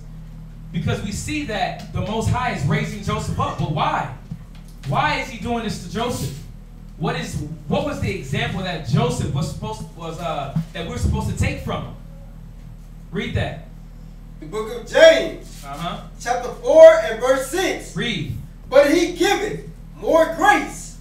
Wherefore he said, Yahweh resisted the proud. Yeah, the Most High resists the proud, man. He don't deal with the pride heart. The ones that think I know how to do it. My way's the best way. He said he resists the proud. Read. But giveth grace unto the humble. Joseph was a humble man. Even when it came down to the accusation of him committing adultery, you know what he did when they was like, Joseph, you slept with my wife? He didn't even say nothing. He was like, you know what? I know that this isn't my power, that this is the Most High orchestrating this, so I'm going to go through it. Think about that. Most of us, we get, if somebody says we did something, like, oh, hell no, that wasn't me. We try to fight back. We try to give some type of answer towards them, right? Nah, Joseph was like, listen, I'm humble. I'm not going to speak on it. Listen, if you say that, I know this ain't my power. I know that what I say isn't going to change your mind. Let's roll with it. Christ was the same way. Christ had that same humble spirit. Yeah, so when they reviled him, he reviled not. When they were accusing Christ of all these things that they said he did, and they took him up to the high priest, they were questioning him. They said he didn't speak a word. He just sat there and let them ask questions, and he didn't say anything. Right. Because he knew that it don't matter what I say. See, some of y'all don't understand that. Y'all think that everything has to be answered, or everything has to be combated, or I got to stand up for myself. What about let the Most High stand up for you?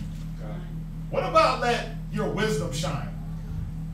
The scriptures say, oh man, the scriptures say a lot, right? But no, there's one that I want. Well, there's two. It says answer a fool according to his folly, but then it says answer not a fool according to his folly, right? But that's one. There's another one. Go ahead, I'm gonna find it. I'm gonna pull this out of the Josephus. All right, we're gonna go into the Josephus. So Josephus was a historian for the Israelites. He was an Israelite himself. All right. He was an Israelite that was taken captive by Titus Titus in 70 AD. He was actually a general in the army of Israel. So he wasn't just a nonchalant man, a weak individual. No, this man was a general. All right. So this is gonna be the Antiquities of the Jews, chapter 5, verse 1. And I'm just bringing this out just to show the nature of what Joseph was in. We pulled this out last class, but I want to bring it back to your memory. It says, now Joseph, commending all his affairs to God, did not betake himself to make his defense, nor to give an account of the exact circumstances of the facts. So it's saying that Joseph didn't try to make a defense for him when these accusations start flying at him. But it said he did this, but silently underwent the bonds and the distress he was in, firmly believing that the Most High, who knew the cause of his affliction and the truth of the facts, would be more powerful than those that inflicted the punishments upon him. Here's a question. Do we think like that? Do we ever think like that, that the Most High got us in his hands? And you know what? I ain't going to worry about these cats. I'm not going to worry about these individuals, because the Most High definitely got my back.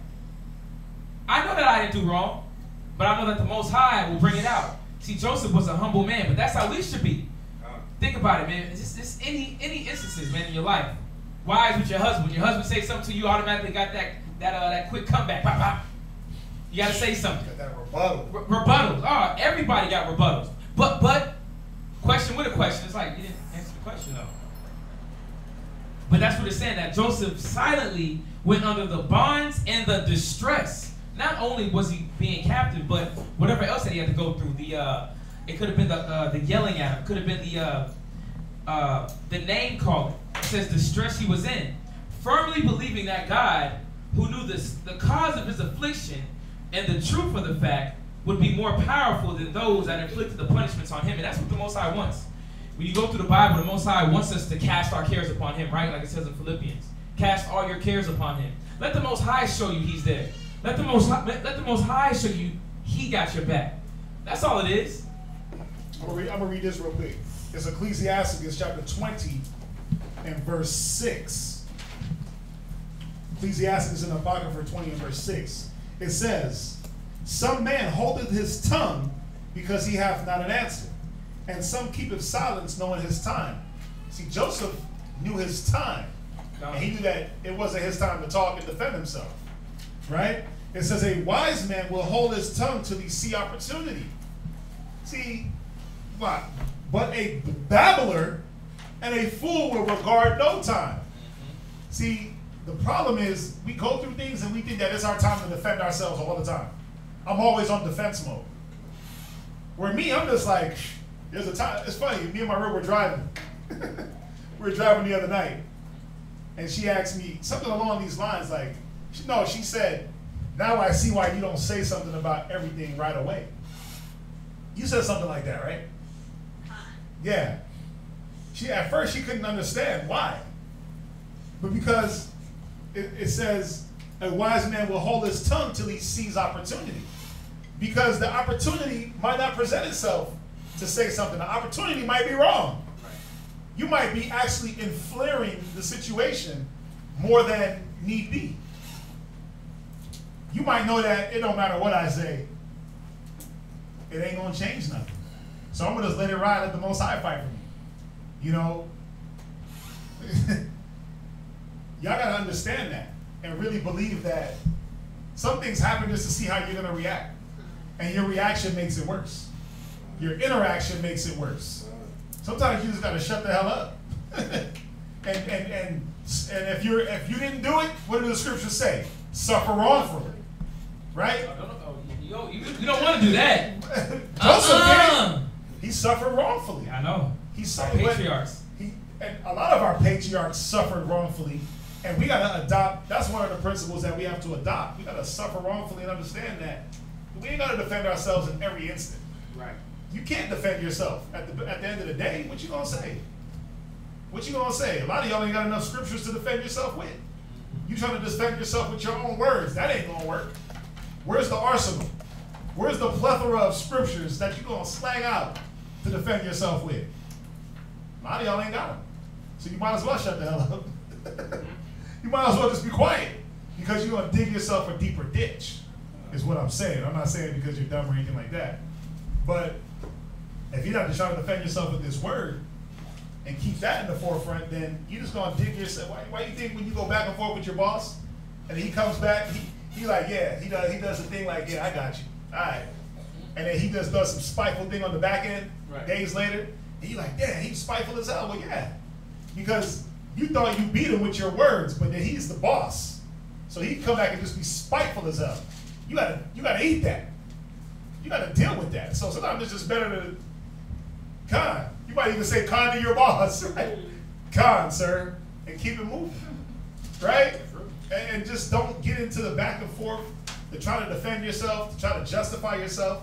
A lot of times we try to justify ourselves and it makes us look even more guilty.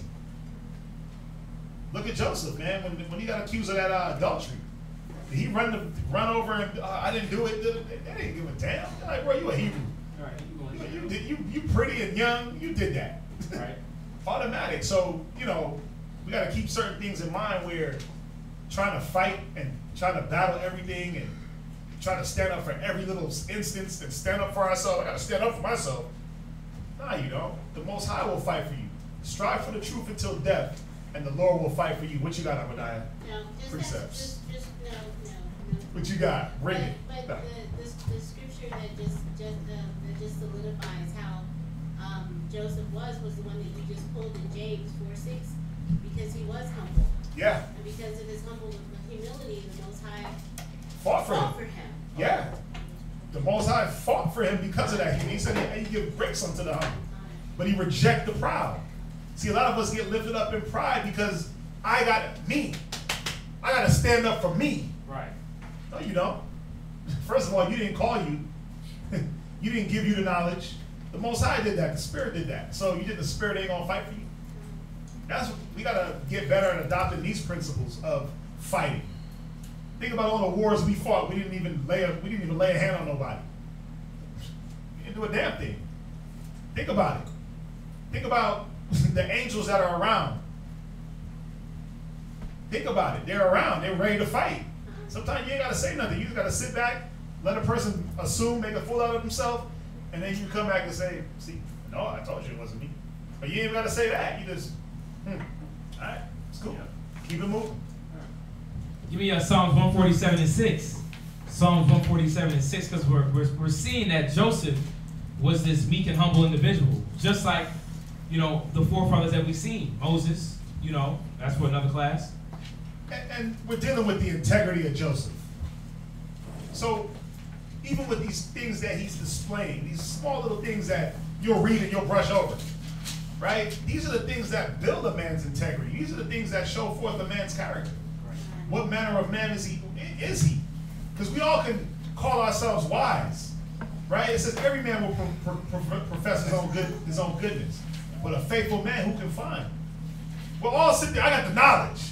Come on. But sometimes just shut up. Your knowledge don't need to be heard. What you got to say don't need to be heard. It's not going to help. Sometimes that's wisdom, being quiet. That'll do more good than bad. But a lot of us, man, that's why it says but a babbler and a fool will regard no time. Because you're not looking at the time. Your senses aren't exercised to know when to speak, when not to speak, how to speak, what to say. And that's what messes a lot of things up for us. Go ahead. Where you at? Psalm chapter 147, verse 6. The Lord lifted up the meek. It says what? The Lord lifted up the meek. Y'all gotta understand this. It says the Lord lifted up the meek. That's nasty. We gotta ask ourselves a question. Are we meek? Or do we even know what meek means? Let's get the definition. Meek. All right, it says mild of temper, soft, gentle. Yeah, but see, when you going back and forth with a person, where's your temperament? When you trying to defend yourself with blood tooth, I'm gonna defend myself tooth and nail. You don't understand that. Where's your temper at now? It's not a meek temper. Now you're just you're angry and lashing out, or you're just so caught up in let me defend me. Everything gets out of whack. You now are ruled by emotion. Right. You see that? So we got to be very, very, very, very careful, man, and not let the emotion come in and take us out of this meekness. It says mild of temper, soft, gentle, not easily provoked or irritated. See, let's repeat that. Not easily provoked or irritated. And this is something that we have to battle. Because majority of us, we're extremely emotional. And we do have to work on not being provoked by somebody's their actions. Like, just because this brother acts a certain way, it's not going to get me out of the spirit that I'm in. Right. That's not what should happen. We should understand that this individual may have a problem, or it's not even a problem, just going through something. But you know what? I'm not going to allow that to throw me off. To where it's like almost like well, if you jump off the hill, I'm gonna jump up with you. Nah, just because you mad don't mean I'm mad. You frustrated don't mean I'm frustrated. But this is another characteristic of being meek. It says not easily provoked or irritated. It says yielding, given to forbearance under injuries. Just because somebody hurts your feelings don't mean that you finna come back and retaliate, man. No, you know who's gonna retaliate for you? The Most High. Read that scripture again. God, the Lord lifted up the meek. Yeah, the Lord lifted up the gentle. He lifted up the soft. He lifted up those that are not easily provoked and irritated. Check this. This is a spirit that the Most High requires of us, man. And a lot of our people don't actually have that. Think about it. A lot of us know how to just be out there street speaking. Ah! You always a street speaker? For Christ. You can lift up a car and throw it like Hulk. But the scripture says, read it again. The Lord lifted up the meek. Yeah, but the most High exalts those that are meek, man. Meek in spirit, willing to hear somebody. Listen, what the scripture says, become all things to all men that you might win some, right? You become meek to an individual that may have to have that meekness. They're going through a situation, they're crying, they're sensitive. You ain't finna come with, Christ is black, man. You shouldn't be mad. The Most High is a man of war. You shouldn't be crying. No, it says be meek. He lift up the meek. So there's certain tones to the Most High. But he's saying here that he exalts the meek. Read that again. The Lord lifted up the meek. Read. He casted the wicked down to the ground. Read that again. The Lord lifted up the meek. Uh-huh. He casted the wicked down to the ground. And he cast the wicked down to the ground. You have to know that the Most High is fighting for you. Even whenever you're in this weak nature. But not weak nature, but meek nature. Because some people actually think that being meek is you're being ran over. No, you ain't being ran over. Like the priest was saying, we got the angelic beings around us. That individual that might think he got away from running us over at this moment might just get literally ran over. Oh man, I just seen this video of one of Drake's homeboys in Canada. This dude got shot by two individuals in this, I think they caught him like in an ATM machine or ATM inside. Listen, whoever he got mad or whoever he angered, be it the Most High, oh, they took him all the way out. This dude got riddled with like 25 bullets. I got one better for you. Remember we were in the mall the other day? Okay. And old girl started to yell at you? Right. So we in the mall working. This chick starts to yell at this guy. God. And he looked like he was about to go off. And I was like, Zion, lie. And then I said, watch this. Watch what's going to happen. Right. They ain't gonna, it's the cart right next to us. She got mad because he kind of stepped over the border and got in her way a little bit. I said, Zion, lie, don't say nothing. She started yelling at this dude in Hebrew. in the new Hebrew, she's a little Jewish chick, right? So she's there at the top of her lungs, sounding like a damn barbarian. I looked at her like, wow, you sound like an idiot right now. She's yelling in Hebrew in the top of her lungs at this guy. And he popped up, he was ready to go off. And I said, Zion, lie, watch what's going to happen. They ain't going to make a sale for the rest of the night. It was 7 o'clock. They didn't make a sale from 7 to 10. And then right when I said lie, don't do it, we start getting to work, we start making money. Because why? The Most High gives grace unto the meek. Right? We didn't have to say anything to her. We didn't have to fight her. I looked at her like, it's like a damn dog. You fulfilling scriptures right now. You fulfilling prophecy. God, keep yelling. Watch this. And they sat there looking at us making money like, what? Like, what the hell? I was like, yeah, the Most High, he removed the whole spirit from that cart. They all just sat there twiddling their thumbs, and we sitting there getting to work. I said, see, if you'd have went back and forth with her, we would have missed out. We would have missed out on what the Most High wanted us to see. So just a more real life instance to show like that meekness, not trying to defend yourself and go back and forth. And then the next day, when I saw her in the mall, I went up there and I said, you know, you didn't have to talk to Zion out like that. She said, I know I shouldn't have talked to him like that. I'm sorry. I just looked at her like, you know, you didn't have to do that. You know, because her person came over and did the same thing that she accused him of. He came over and stepped in front of the cart and pulled a person from our cart. That's mall no-no. That's mall rules no-no. You don't pull another person from another person's business in the mall. But he did it. And I ain't go off and go crazy. I said, look, he just did what you yelled at him for. And look how we dealt with it. We're talking. And I said, you know, you didn't have to talk to us like that. She said, yeah, I know. I apologize. She felt stupid. But when it happened, nah, bro, we ain't gonna yell back and forth. We ain't gotta do that. We got the spirit with us. Right. The wisdom and knowledge is with us. Let's be the light. God. That's real though. He's like, listen, the Most High is not gonna allow disrespect. I said the Most High ain't gonna allow no disrespect. Watch what's gonna happen. They ain't gonna sell a damn thing. God. Brother, they sell anything. You know what's crazy? You went to the bathroom, they had 3 people at the cart, right? And they made no sale. They all walked up. I was like, oh, he did not lie. Prophesied on them. For real. I was like, the Most High is with us. Yeah. But no, but that's an example. That's a real life example. Because I could have definitely went sideways. Well, I see it in your eyes. That fight or flight. Your eyes turn red. I don't fight. I fight. Yeah, you popped up like, I'm gonna rip this chick's face off. I was like, like, what am I gonna do? Yeah, I'm not beat her up. I know. But you was about to say something back.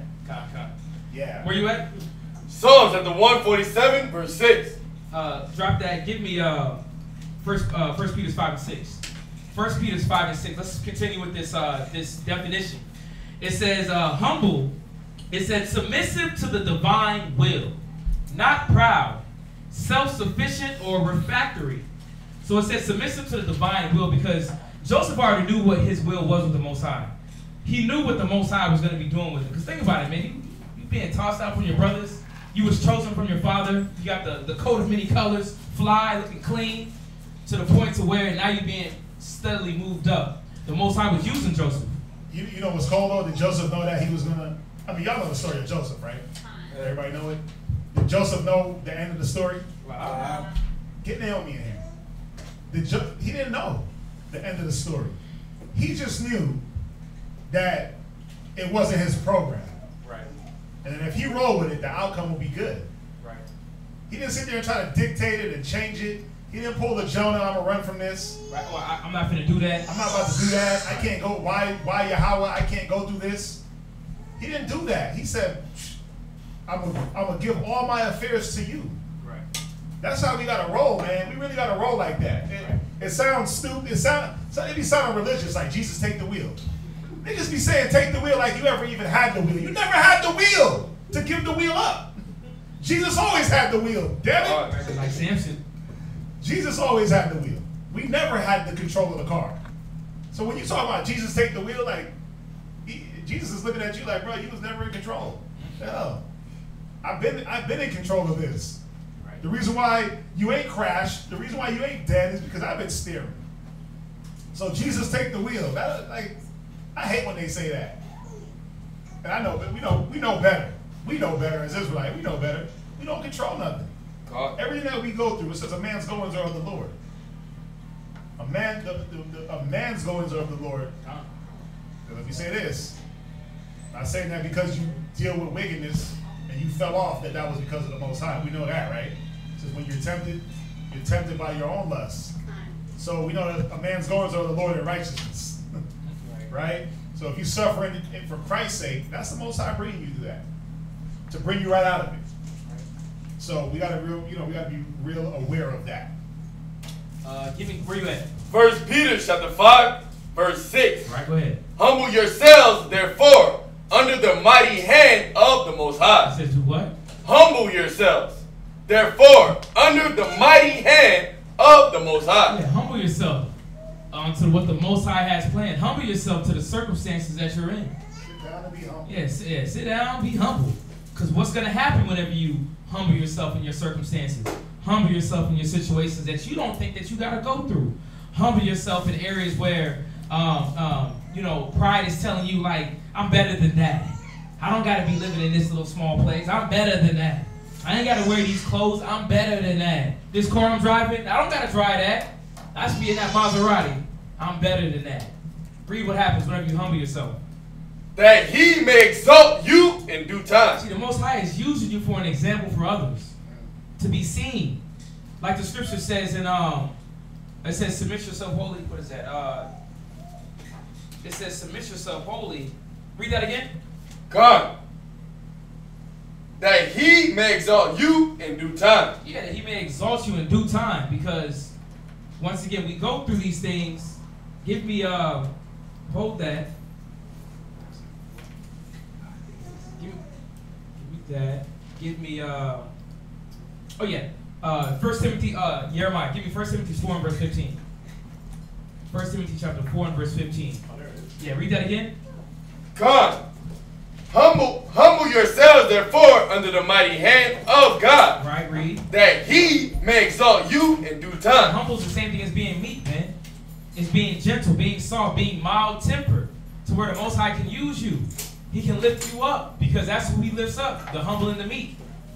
Read. Jeremiah, where you at? The book of 1 Timothy, chapter 4 and verse 15. Read. Meditate upon these things. Right. Give thyself wholly to them. Yeah, meditate upon these words of the Most High. That you know what is pleasing to the Most High. Read. That thy profiting may appear to all. That it may do what? Appear to all. Yeah, that it may appear to all. The Most High is going to exalt you so that everybody else can see. Like this was that man, like the scripture was saying, that he chose the weak and or the he chose the foolish to confound the wise, right? Yeah, he exalted you up, man, in your humbleness. Yeah, you probably was a dope man back then, but now you reformed your life, and now you're this enlightened priest. Yeah, the Most High is going to exalt you. Read that again, Jeremiah. Good. The book of 1 Timothy, chapter 4 and verse 15. You mean Ecclesiastes 3 and 19. Meditate upon these things. Give thyself wholly to them. Read. That thy profiting may appear to all. Yeah, you want a prophet, man. And the prophet is about being meek here. Joseph was a meek individual. That's why the Most High exalted him continually in every situation that he went through. There wasn't a time where you see Joseph backbiting. Nah, I can't do that. Nah, Pharaoh. I ain't cheat on her. Nah, I'm a Hebrew. We're better than that. We're better than y'all. The scripture said in Deuteronomy that, well, obviously Deuteronomy wasn't there, but still, that we're above y'all. Right. He didn't do all that. Where you at? Ecclesiastes chapter 3, verse 19. Many are in high place. Yeah, there's many in high places. That don't mean nothing, though. Just because you got a good job, you got your money, you got your car, you the CEO of this company, That don't mean nothing. Think about Pharaoh. Yeah. He was in a high place. But he still needed help. He was a, watch, read on.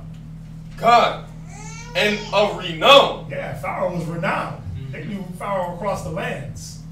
He was known in Israel, he was known in Egypt. But check this out, read. But mysteries are revealed unto the meek. Yeah, if you really want the mysteries and the wonders, and you want to get that knowledge, and you want to get the quasars understood, you got to be meek. The Most High reveals that, or he gives that to the meek. Read that again. God, many are in high place and of renown. Right. But mysteries are... But the mysteries are what? Are revealed unto the meek. Yeah, the Most High keeps telling us something here. That he gives his secrets and mysteries to the meek. He exalts the meek. So we have to adopt this attribute. Christ said the same thing. Give me Matthew 11:29. This is the same thing continually in the Bible of the characteristics of what is pleasing to the Most High. The same characteristics that our forefathers had, that our patriarchs had, that Joseph had, that exalted him in Egypt where he was the #2 man. Out of millions. It was actually the #1 man. Yeah, really. Really look at it. It was Pharaoh. It was Joseph through Pharaoh. Like what did Drake say? You living vicariously through me. Pharaoh was living through Joseph, through his actions, because as we see through his wisdom of the Bible, and as we see in the scriptures, that everybody profited off of Joseph. They didn't profit off of Pharaoh. Pharaoh was just smart enough to be like, man, I got to put you in power. I got to put you over all my affairs. I know who you is. I know the God that you serve. Read. God. Matthew chapter 11, verse 29. Take my yoke upon you. Right. And learn of me. Yeah, Christ is saying, learn of me. Learn what's instilled in me. Learn how I do things. Learn how I like things. Read. For I am meek. He's what? I am meek. Christ walked around meek, even though he was a man of power. He could have called down the angelic beings, but Christ said he was what? For I am meek. Read. And lowly in heart. And lowly in heart. Christ was a humble brother, a meek brother that was pleasing in the sight of the Most High, and that his people needed to see. Christ had to come down and be this meek individual. Read. And ye shall find rest unto your souls. Read that again. Take my yoke upon you and learn of me. Read. For I am meek and lowly in heart. Read. And ye shall find rest unto your souls. Yeah, you'll find rest unto your souls because you understand who's controlling things. You're not thinking that you can control everything. You're in this meek mind frame. You're in the spirit of meekness. If you yourself, you have unrest in your life. You got distress in your life. You got all these, anxiety attacks because you don't understand that the Most High has got your battle.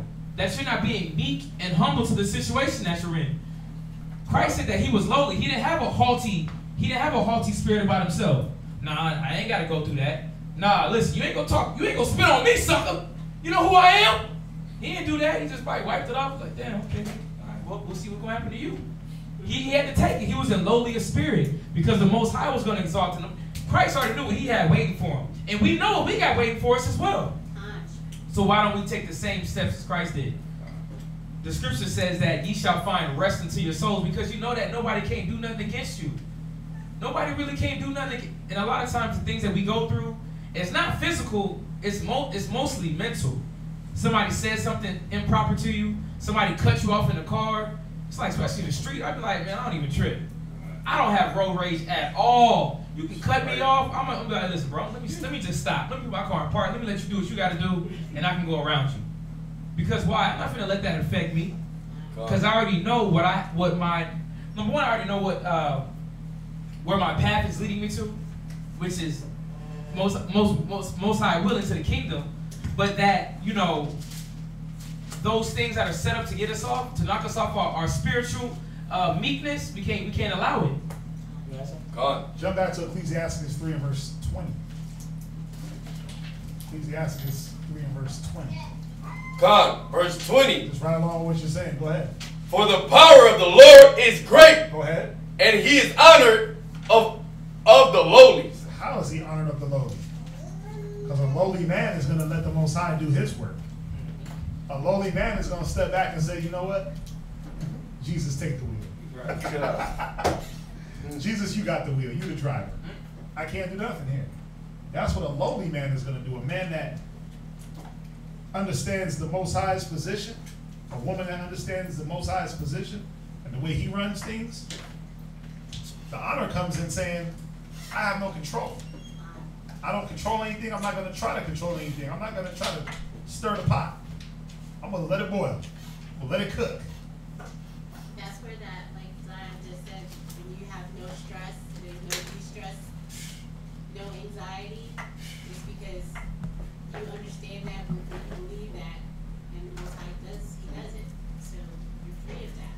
Yeah, and that's what makes you free of that, because think about it. Think about how much we stress over thinking that the more we think on something, the more it's going to change, and it doesn't.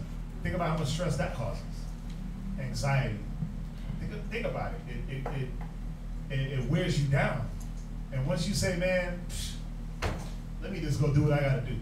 Let me get to work. Let me do let me abide in my labor." What happens? Most High, it's going to go either way. But you forget that you can't control anything.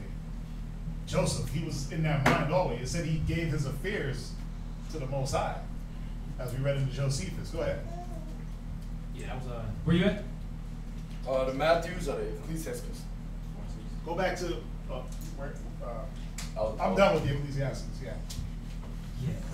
That's like, even with let's say bills. I know everybody got bills, but are you sitting over here stressing if you're gonna pay it, or are you gonna be like, you know what? Listen, I'm gonna work. If I have the money, I have it. Or what else can I do? I'm gonna call up. Listen, can I push it back? You can call me the pushback man. Listen, if I ain't got it, I'm pushing it back. I don't care if it, negative on my credit score. Listen, I gotta push it back. What else I'm gonna do? I'm not gonna sit out here cry and the Most High got it. If I don't have the money right then and there, make the phone call, make it happen. So I'm not gonna sit here and trip over frivolous things, bills, food. Listen, the Most High give food. He said he give food to the ravens. Listen, I really believe that. I was driving, right? When the Most High said the ravens don't even think about what they're gonna eat. The birds don't think. I believe it. I was at the light. Man, I seen a puddle of water in the ground. You know what happened? Birds swooped down. I was like, oh! The birds don't worry about it. They're going to get it from somewhere. But we stress over it. Yeah, we stress over it. The Most High got you. And that's what Joseph is showing us, that the Most High had him. Go back to Genesis. Genesis 41. Where'd you leave off at? Can I get a piece? Can I just get, go ahead. Can I get a bar? Can I get Job 22 verse 29? In this, once again, this is the rest that we're seeking. Because we know the Most High has us. Yeah. Come on. Get that. Go ahead, read that. Job chapter 22, verse 29. When men are cast down. When what? When men are cast down. That's what we got to remember. When we get cast down, when we get into the perils like Joseph, get tossed in prison, you get accused, they start trampling over your name. Go ahead.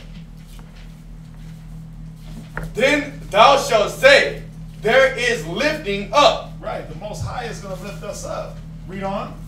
Why though? And he shall save the humble person. Who's going to get lifted up? The humble person. Read on. He shall deliver the island of the innocent. Read. And it is delivered by the pureness of thine hand. Wait, of my own hands. Of thine hands. Wait. Surely my wife is going to deliver me. The pureness of thine hands. Yeah, that's the Most High. You got to remember that. Right. His hands is always on that wheel. Yeah. We have to remember that.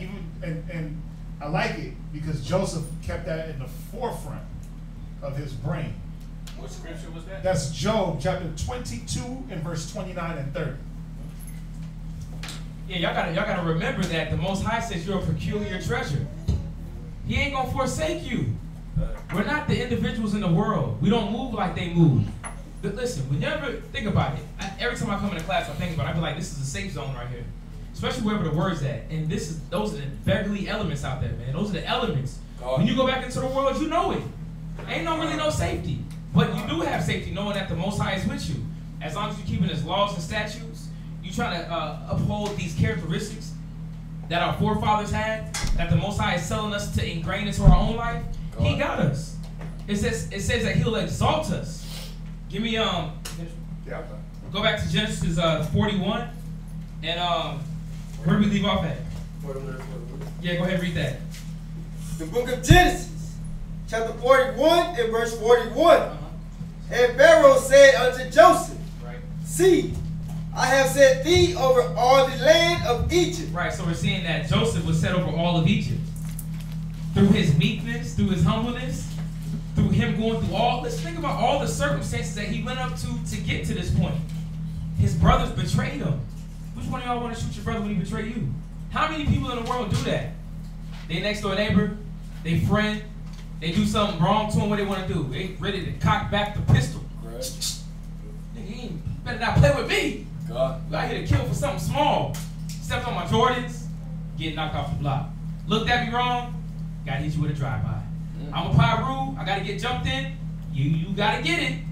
Over a color? Huh? Over a color? Yeah, over a color, but think about Joseph, man. Joseph was abandoned, sold like a slave, put in prison. His name got defamed. But now he's at the point, read that again, Jeremiah? Good. And Pharaoh said unto Joseph, See, I have set thee over all the land of Egypt. Yeah, I have set you over all the land of Egypt. Give me 1 Peter 5 and 6 again, Lamar, just to put this in. You got to think about your own life. What are you going through that you have to go through? Huh? God. Are you better than Joseph? Are we better than Christ? Are we better than all the prophets that died doing the work? To where we don't have to go through the things, to where the Most High is teaching us a lesson? Not even that, but showing others through our example of how to maintain, of how to apply the scriptures. Read that where you at, Lamar? 1 Peter chapter 5 verse 6. Read. Humble yourselves. Right, humble your mind. You're not, listen, we are special individuals, but we ain't specialer than thou. We're not specialer than Christ. We're not specialer than the next brother. We're not specialer than our wives. Read. Therefore, under the mighty hand of God. Yeah, humble yourself so that the Most High can do what?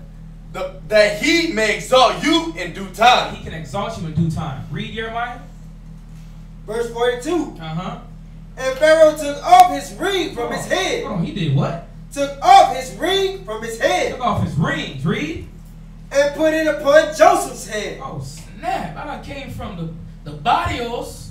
Like I was eating papusas with rice and beans. I got gold rings on me now. Read. You know what that ring symbolized? The power. Think about it. Until you kiss the ring. Right. Kiss that pinky ring, baby. Right? Yeah. The ring symbolized the power. He gave Joseph the power. Like Caesar. You know, Caesar, they used to go like this to Caesar? Right. Dang. The ring symbolized the power. Think about it. He gave him the crown jewels, man. Good. Read. And arrayed him in vestures. Oh, they did what? Arrayed him in vestures. They had him Gucci down. Gucci bandana. Gucci down to the socks. Come on. Y'all remember that song, do you? Gucci bandana. Soulja Boy. Damn. Yeah. He had it. He said he had what? 2001. And arrayed him in vestures. Arrayed him in vestures. His unit was clean. He didn't have to wear the scrubs anymore. He didn't have to wear the Plato's closets. He didn't have to go down there to I'm not saying nothing wrong with Plato's closet. I got a couple pair of shoes from there, but he didn't have to go down there to what's the other one? What's the little food, the clothing bank that we got down here? Salvation Army. Salvation Army. He ain't rocking that no more. Humbled himself. Joseph humbled himself. The Most High is exalting him. Read. Of fine linen. Of fine linen. We're not saying that these materialistic things is far excellent. Nah, he was bestowed with knowledge and wisdom because it got him there. He applied it, but now he's showing carnally what his wisdom got him. What else did he have? And put a gold chain about his neck. And did what? Put a gold chain. Yeah. About his neck. Joseph was out here saucy, as they say. He was saucing. Joseph was clean. You can go ahead and read that. We're going to jump to the Joseph. Actually, no, keep reading. Keep reading. Good. And he made him to ride in the second chariot. Hold on, ride in the what? Second chariot. Oh, he was out here in the Maybach. Had the Phantom. God. Hims had that 550 big boy. said he had to ride in a second chariot. You know it wasn't just a basic chariot with a little wooden, like you see on Gone with the Wind. Yeah. Oh no, that stuff was decked with gold, laced. Probably had a little spot we could put his food in. Shoot, back then he probably had music too. Who knows? Listen, he had the harp player on the chariot. God. He was set. But this is what being humble did. This is what submitting to the Most High's divine order did. Joseph wasn't the one that was like, nah, man, I'm too good for that. I'm going to keep saying it. He wasn't the one to be like, nah, man, y'all lying on my name. He went through with it. He endured it. Can we read this? Yeah, read that. This is Antiquities of the Jews and the Josephus, book 5, book 2, chapter. Book 2, chapter 5, section 7. Hereupon, the king wondered at the discretion and wisdom of Joseph. That's what he does. And asked him by what means he might so despise the foregoing plentiful crops. In the happy years. Actually, no. We'll do, oh, book 5, chapter 5? Okay, so it says, he also exhorted him to take the corn of the husbandmen, and gave them only so much as will be sufficient for their food. Accordingly, Pharaoh being surprised at Joseph, not only for his interpretation of the dream, but for the counsel he had given him. Right, see, so Pharaoh was not only just for the interpretation, but for the wisdom that Joseph bestowed upon him. The knowledge, wisdom, and understanding of the Bible. Entrusted him with dispensing the corn, with power to do what he thought would be for the benefit of the people of Egypt. This is the same man that was thrown into captivity, man, that was abandoned by his brothers. He's given the power over the meal, over basically Pharaoh's all his affairs. And for the benefit of the king, as believing that he who first discovered this method of acting would prove the best overseer of it. But Joseph, having this power given him by the king, with leave to make use of his seal. Yeah, Joseph had the seal. Joseph had power over all. He can pass any writings. He got the seal. He can do orders, send them off to other nations. Listen, y'all gonna do this. Seal it and deal it. Read. The seal. And to wear purple. Yeah, he wore purple, which is royalty. God. He wasn't an average cat. He wasn't no Pyru, wasn't no blood, or not no crib, 60 rolling crib. So they ain't y'all. No, he was wearing purple, royalty. He wasn't these average individuals in the street. Drove in his chariot through all the land of Egypt. Drove in his chariot. He might have had some gasoline in it. Who knows? Right. And took the corn of the husbandman, allotting as much to everyone as would be sufficient for seed and for food, but without discovering to anyone the reason why he did so. Yeah, this is a little shepherd boy. This is a little guy from the hood, from Mesopotamia. Oh, he's Mesopotamia at the time. No, they were in Haran. Haran. No, they were, yeah. This is just that individual that was just a young man, that was watching over sheep. That was one of his father's prized possessions. Give me Isaiah 11:1, because we got to understand what was Joseph coming with. What instilled Joseph to have this knowledge to be able to tell Pharaoh, number one, to decipher those dreams, but to give the counsel to where Pharaoh was like, man, you my number one. I need you. I need you on my team. Read that. Isaiah chapter 11, verse 1. And there shall come forth a rod out of the stem of Jesse. You understand that's talking about Christ, but we are striving to have these same characteristics as Christ, in which Joseph had as well. Read. And a branch shall grow out of his roots. And the Spirit of the Lord shall rest upon him. This is the Spirit of the Lord.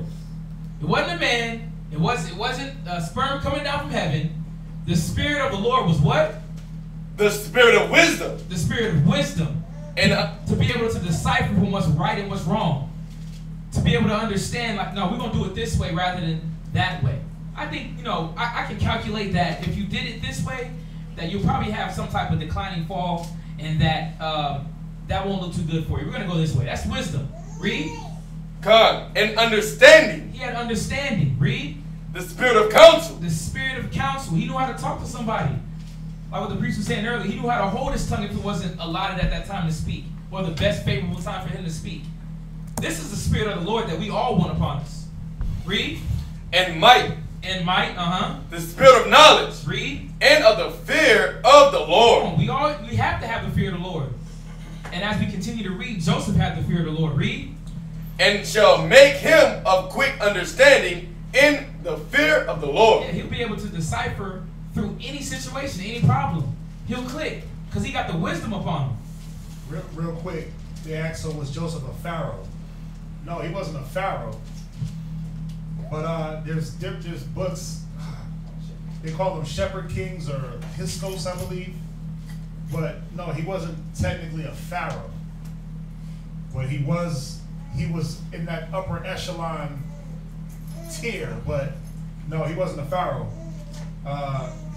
There's a book called, and I think we have it. It's either called Shepherd Kings or Histos. Yeah, but it goes into it about the Hebrews. It talks about Joseph being a pharaoh, or being in that level of the pharaoh. He wasn't a pharaoh, but he had that rulership over Egypt.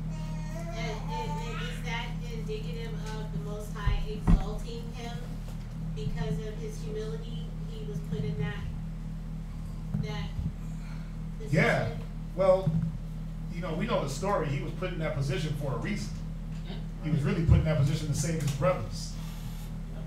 When you read the whole story, what happened? Everybody was dying because of the famine, but he was able to distribute. He was put in a position so he could distribute. And when his brothers came, what did he do? He took care of them. Right? So, jumping to the end. But, yeah, think about it. Would the Most High put somebody in power that wasn't humble? Think about Pharaoh. He was in power. The Pharaoh after. Right? Because there was a difference between even this Pharaoh of Joseph's time and the Pharaohs after of Moses' time. Those Pharaohs were prideful as hell. They didn't believe in the Most High. They said they didn't know, basically we were strangers to them. What were you gonna say? He knew not Joseph. Did it say he knew not Joseph? Pharaoh knew not Joseph, right. So, but he didn't know Joseph, he didn't know the dealings between Joseph and the previous Pharaoh, which, how does that make sense that he didn't really know Joseph when, if he was sitting there getting groomed by his daddy, or whoever was grooming him to be Pharaoh? But you know how it goes. The Pharaoh died and they put some little youngster into play. You know how it goes. You got them OG Crips and them new young Crips. The young Crips don't respect the old Crips, right? I don't respect the OG. I don't know you. It's that gap, generational gap. Yeah, it says him just not acknowledging his obligation to him. So he knew Joseph, but he's like, I ain't dealing with you. Yeah, you're not, because you're not one of us. So technically, no, he wasn't a pharaoh. Right, Histos. Right, that's what it is. Can address a lot of the questions about the Egypt. That can address a lot of the questions about the Egyptian learning. Well, they learned everything from us. Everything righteous. Their wickedness. It tells you that. I forgot where we read it. Where I read it. It tells you that the Egyptians were carnally superior. Meaning they knew how to do things to please the flesh. But now when it came to, No, it wasn't. I read this a while back. Yeah, it said they were superior of the flesh. But now when it comes to eating and surviving, look who had to give him the wisdom, a Hebrew. Joseph, a young man. But why? He had the wisdom. He had the wisdom on him. So yeah, he wasn't technically a pharaoh, but he was up there. He was better than a pharaoh. Your mind. Would that be a good precept to go with that? Like the second Ezra 6 and 54? How he was the world for, he created the world for our sakes. So instead of letting everybody die, yeah, he put one of his people, he always had one of his people in power. To do what? To keep us going. Keep us going. Because imagine if Joseph wasn't there. Yeah. The whole 12 would be gone. Everybody. Well, I should say the whole 12.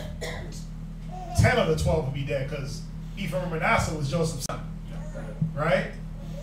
But imagine if he didn't let Joseph go through all he went through. Would Ephraim and Manasseh even be here? Who knows? Probably not. If Joseph was prideful as hell and didn't listen and didn't want to go through it, would he have Ephraim and Manasseh? Probably not. He wouldn't save his household. See, we got to see what humility does. Right. Ooh, I like that. We got to see what the integrity, what the meekness does. It gives you the avenue, the angle to save the ones, like it says in that Timothy's 4, save the ones that hear you. But if you're prideful as hell, who want to hear you? Right. If you're faithless as hell, who's going to want to hear that? If you're scary, if you 1 minute here, 1 minute not, and your mind is just everywhere, how can you save anyone? Yeah, it's like, what are you denying the Most High to give you? With not having that meek mind, with not having that humble mind, what have you caused the Most High to stop in your life? Think about it, because Joseph had to go through all these things, but he was humble with it. He submitted to it. Yeah. And the Most High blessed him. But think about when you do the opposite. The opposite of being humble. What are you affected? What have you lost? What have you passed up for the 13th time that the Most High is trying to give you because of the way that you've been acting? You lose the ones around you. You lose the things around you, man. The people that are supposed to be saved by your word, by your action, you lose them. Because they look at the way you react to situations, and they say, well, damn, I don't want to react like that. I don't want to be like that. But you look at Joseph and the way he dealt. It saved, I mean, come on, it saved the nation. When you look at it, we could have all been wiped out. So, very important. Where we at? Give me Wisdom of Solomon 9 and 11. Wisdom of Solomon 9 and 11. Read that. Wisdom of Solomon, chapter 9 and verse 11. We're understanding that Joseph had this wisdom. Joseph had the knowledge that was pleasing, or he had the spirit that was pleasing to the Most High, so he bestowed him with this knowledge, wisdom, and understanding. Read that. For she knoweth and understandeth all things. He's talking about wisdom, which Joseph had. Read. And she shall lead me soberly in my doing. Yeah, that's why Joseph exalted, because he submitted himself to the Most High, which gave him the wisdom, and it soberly led him well in all his doings. Read. And preserved me in her power. That's exactly what it did for Joseph. Preserved him through all his adverse situations. Couldn't nothing take him out. Think about it. Brothers couldn't do it. Prison couldn't do it. He wasn't in prison for 1 year. He was in prison for over 3 years. That couldn't even take him out. He's a Hebrew, mind you. He's not Egyptian. It still didn't take him out. It says that the wisdom was going to preserve him in her power. Go back to Genesis. Genesis 41. Where we at? In verse... Genesis, chapter 41 and verse 43. Yep. And he made him to ride in the second chariot, Read. which he had. And they cried before him, bow the knee. And he made him ruler over all the land of Egypt. Did what? Made him ruler over all the land of Egypt. He was ruler over all Egypt. Read. And Pharaoh said unto Joseph, I am Pharaoh, and without thee shall no man lift up his hand or foot in all the land of Egypt. Right. He says, I am Pharaoh, and without thee shall no man lift up his hand or foot in all the land of Egypt. Gave Joseph power. No man's going to disrespect you. Read. We can't do nothing without you. Without your wisdom, we ain't going to be able to walk around and do nothing. We're all going to be dead. At least Pharaoh had at least this Pharaoh had the humility to bow to wisdom. Yep. He had the sense to say, let me bow down to wisdom. So you can see why. I ain't gonna go there. Go ahead. Go ahead. No, go ahead. Read. And Pharaoh called Joseph's name Zephnath Paneah. Anybody know what that means? Oh, you got it? Zephnath Paneah. It means revealer of secrets. The man to whom secrets are revealed. That was the nickname. That was the surname that Pharaoh gave Joseph. That's what they called him in Egypt. But then some may say that it says the Savior of the world. Savior of the world. This is coming from the Webster 1828 dictionary. It says, this name signified in Egypt, Salvatorium Mundi, which means Savior, the Savior of the world. And it says, the sign of the genetic case, yeah, it's saying that Pharaoh must have meant Egypt by the world, or which Joseph might be justly termed the Savior. So basically when it says Savior of the world was Savior of Egypt. Right, and it wasn't just Egypt because they were coming from all the lands around Egypt to get food because Joseph's brothers and his father, they weren't in Egypt. Right.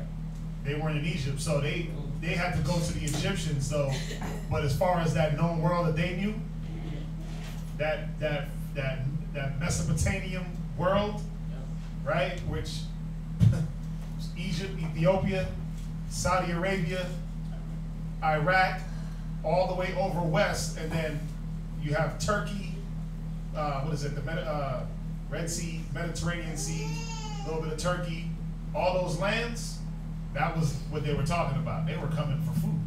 That was the famine.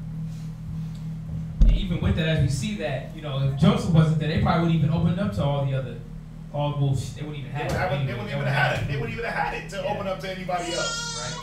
Right. Where we at? The book of Genesis, chapter 41 and verse 44. Go ahead. And Pharaoh said unto Joseph, I am Pharaoh. Yeah, jump down to verse 45. Good. And Pharaoh called Joseph's name, Zephnath Paneah, and he gave him to wife Asenath, the daughter of Potiphar, priest of On.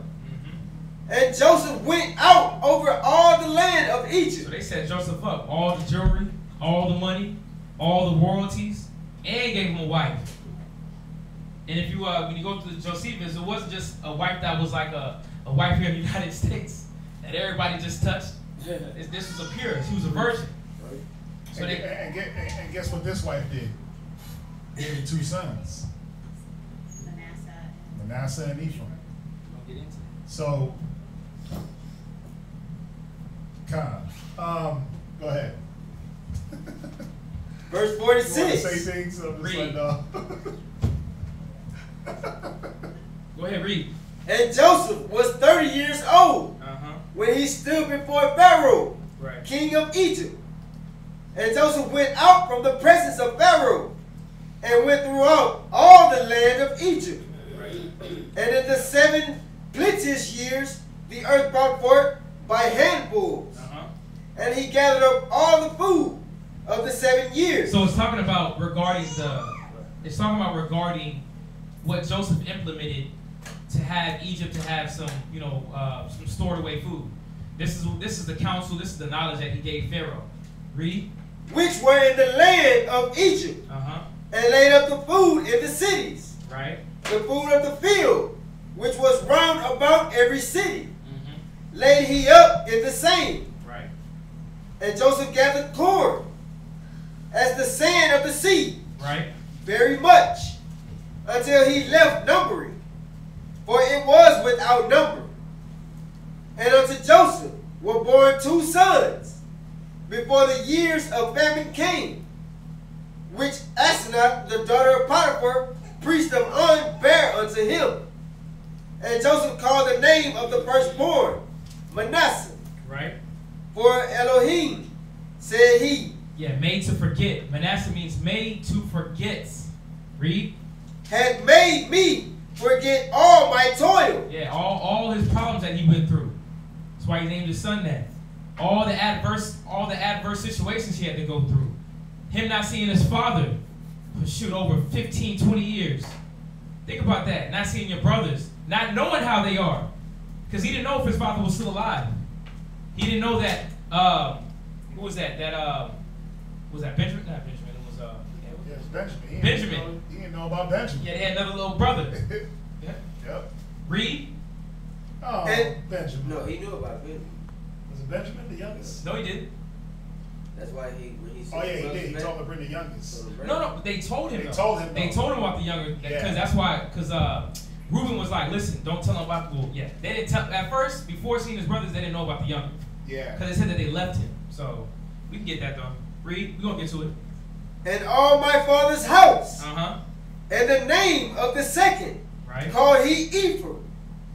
For the Most High had caused me to be fruitful in the land of my affliction. Right. Read. And the 7 years of plenteousness that was in the land of Egypt were ended. And right. Go ahead. And the 7 years of dearth began to come, according as Joseph had said. And the dearth was in all lands, but in all the land of Egypt there was bread. Yes, when it talks about, it says dearth, it says, where you at? Verse 54? 55. Yeah, verse 54 says dearth, and dearth just means famine, means hunger. So it says that, and the 7 years of hunger began to come. The people began to come according to Joseph, he said, and the dearth was in all the lands. But in all the land, Egypt, there was bread. But we're going to understand exactly what did Joseph have the Egyptians do? Because they had to sacrifice some things to have food stored up.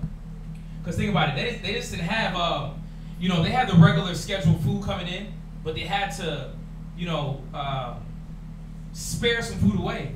But let's see exactly what he did. We're going to go to the Josephus for this to get a little bit more detailed information on how he spared the food. And what we're going to do, we're going to go to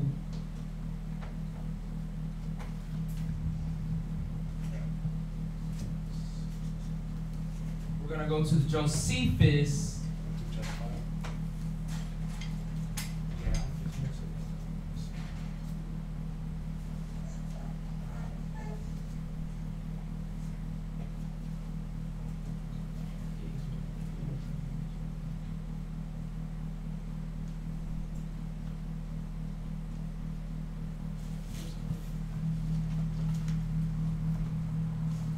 Give me 1 second.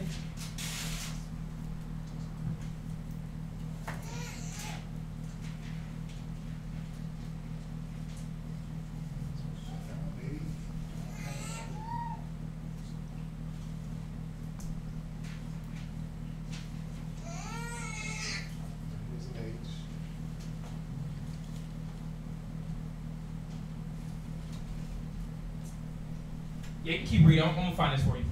Just keep reading.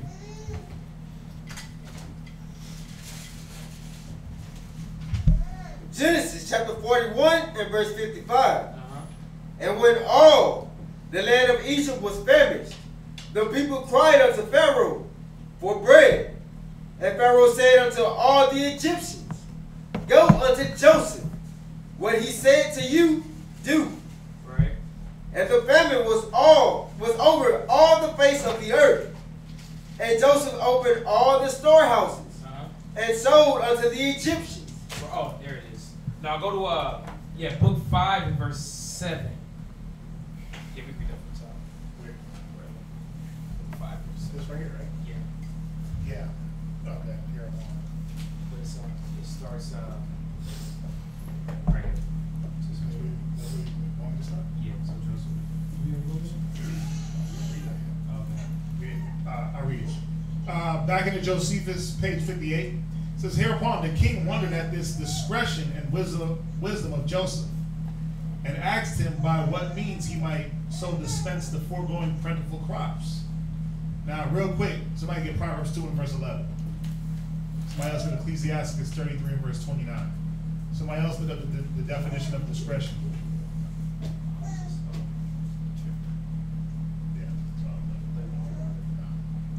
Proverbs 2 and verse 11. Somebody get the definition of discretion.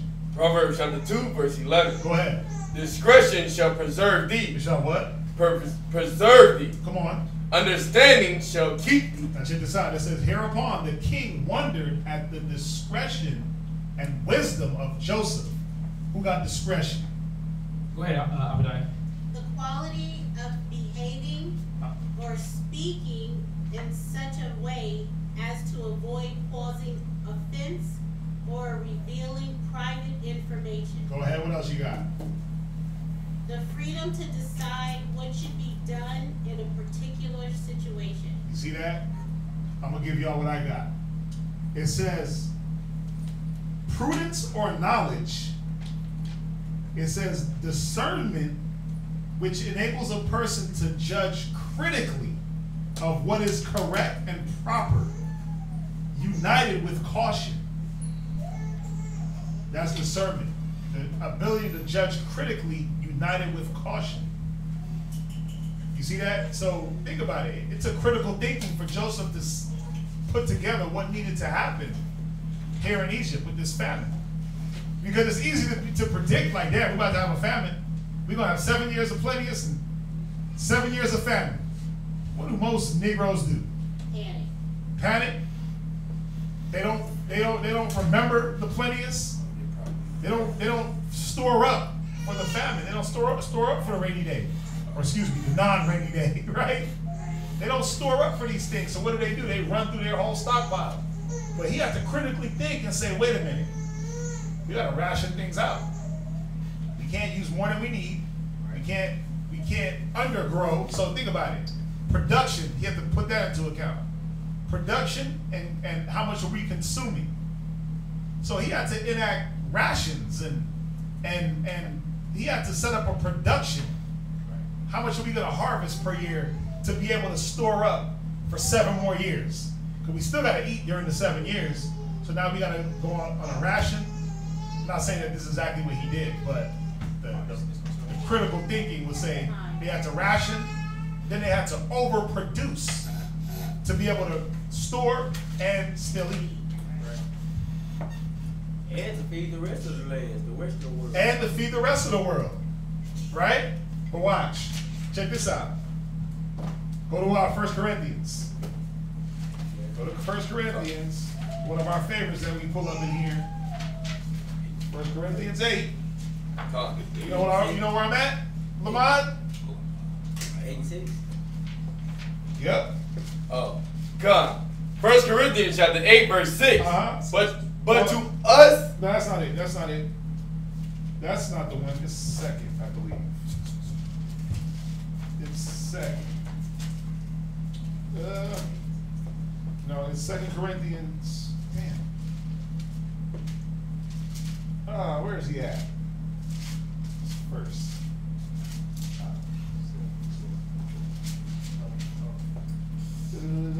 Damn. Where you at? We're gonna get it. Hold on. But this is very key. Damn, how do I? Where's your guy at?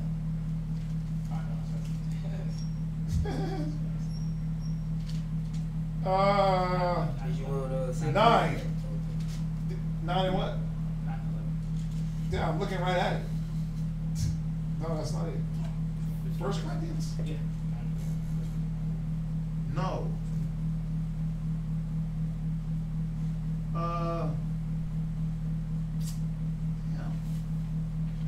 2 Corinthians 9. It's 9 and 6. Jesus. 2 Corinthians chapter 9, verse 6. Right at it. Go ahead, read. But this I say, he which soweth sparingly shall reap also sparingly. Right, go ahead. And he which soweth bountifully shall reap also bountifully. Right, so Joseph had to be in this mind state. I gotta reap, I gotta sow bountifully. Because if I don't sow bountifully enough, guess what? It ain't gonna be enough to feed people. I can sow all I want, but I gotta throw a lot of seed into the ground. I gotta put a lot of seeds out there because guess what? Some ain't gonna make it, some gonna die, some ain't gonna spring up. Everything you sow doesn't grow. We gotta remember that. So read it one more time. God, but this I say, he which soweth sparingly shall reap also sparingly. And he which soweth bountifully shall reap also bountifully. Right. So this is some of the wisdom that Joseph was using. This was the wisdom. This was the discretion. These were the things that Joseph used when he implemented whatever practices he put down in Egypt. Jump back. I'll read this again. Jump back to Proverbs 2 and verse 11. Who got Ecclesiastes 33:29? So we see what discretion is: critical thinking. Read that, Ecclesiastes 33:29. But be not excessive toward any. Come on. And without discretion, do nothing. Without what? Discretion, do nothing. Yeah, without critically thinking on what needs to be done at the moment. You see that? It says, discretion shall preserve thee. That's what preserved us in Egypt. Joseph's discretion. That's why the Pharaoh even said it. Hereupon the king wondered at the discretion and wisdom of Joseph, and asked him by what means he might so dispense the foregoing plentiful crops in the happy years, so to make the miserable crops more tolerable. So he's asking him, how are you going to dispense everything? How are you going to dispense the plenteous so that in the 7 years we'll be okay? Let's see here. Joseph then added this advice: to spare the good crops and not permit the Egyptians to spend them luxuriously. Yeah, like you ain't finna just out here ball out of control. You're not finna just eat everything. See, because that's what they was doing. They was living good. They had it all. Listen, I got my Big Mac. But then next week I go to Papa's, get all the barbecue one. Shoot. Next day I'm eating all this. Listen, a lot of cats, you get groceries, you go through groceries in like 4 days, 3 days. You're like, damn, where the groceries go to? You better stop eating so much. So that America got you just grubbing. Yeah, you got to remember that when the scriptures say give no thought for tomorrow, it wasn't saying be naive and stupid. Right. It was saying you ain't got to like super think about that, but at least store something up. Right. You don't just, again, grocery shop today, eat it all tonight, and then be hungry as hell tomorrow. That don't make sense. But what it was saying here was too is about the money. You know what I'm saying? Like, just don't go spending your money everywhere. Save up some money so you can buy some of these crops when I got them stored for you, rather than having nothing. You ready? Yeah, go ahead. But to reserve what they would have spent in luxury beyond their necessity. To do what? Reserve what they have spent in luxury beyond their necessity. Yeah, to reserve something. Hold something back for a rainy day. Put a couple ducats back. Maybe number $5 or $10. Drop it in that piggy bank. Against the time of want. He also exhorted him to take the corn of the husbandman, right, and give them only so much as will be sufficient for their food. Right, only give you what you need. You know, our people actually, as Hebrews, we didn't overeat, man. When you look through these books, these archaeology books, when it talks about the Native Americans, they didn't eat a lot. They only ate what they needed. They only really, when you think about it, whenever you fast, right, you eat for like a couple days, 2 days, let's say even a day, and you eat like maybe a couple bites of something, you full already, because your stomach has shrunk back to the perfect size that it's supposed to be at. Your stomach ain't this big thing, like as big as you think it is. Your stomach is the size of your fist. Right. Everybody's like, I'm gonna eat this one big meal and I'm good for the day. You don't even eat that much. Think about a burger. What go with it? I'm just saying, think about a burger. Think about a double meat Whataburger. Right. That's way bigger than a fist. Yeah. Your stomach is as big as your own fist, naturally. But then when you eat it, you expand it. So yeah, you got to fill it up more and more. So right along what he was saying, like the natives, they didn't eat a lot. You would read about the Native Americans when they moved around. You know, they ate a lot of chia seeds because it gave them energy and it expanded in their stomach, and they were able to run and move around for days without having to carry a lot of food with them. So they have little small things that they would just eat and keep moving. The scriptures talk about a man well nourished needeth little. That's in Ecclesiastes. It says a man well nourished needeth little. So I'm gonna jump back. Where we at? The husbandman. Accordingly, Pharaoh, being surprised at Joseph, not only for his interpretation of the dream, but for the counsel he had given him, entrusted him with dispensing the corn, with power to do what he thought would be for the benefit of the people of Egypt, and for the benefit of the king. Did I read this part? And believing that he who first discovered this method of acting would prove the best overseer of it. I did read this part.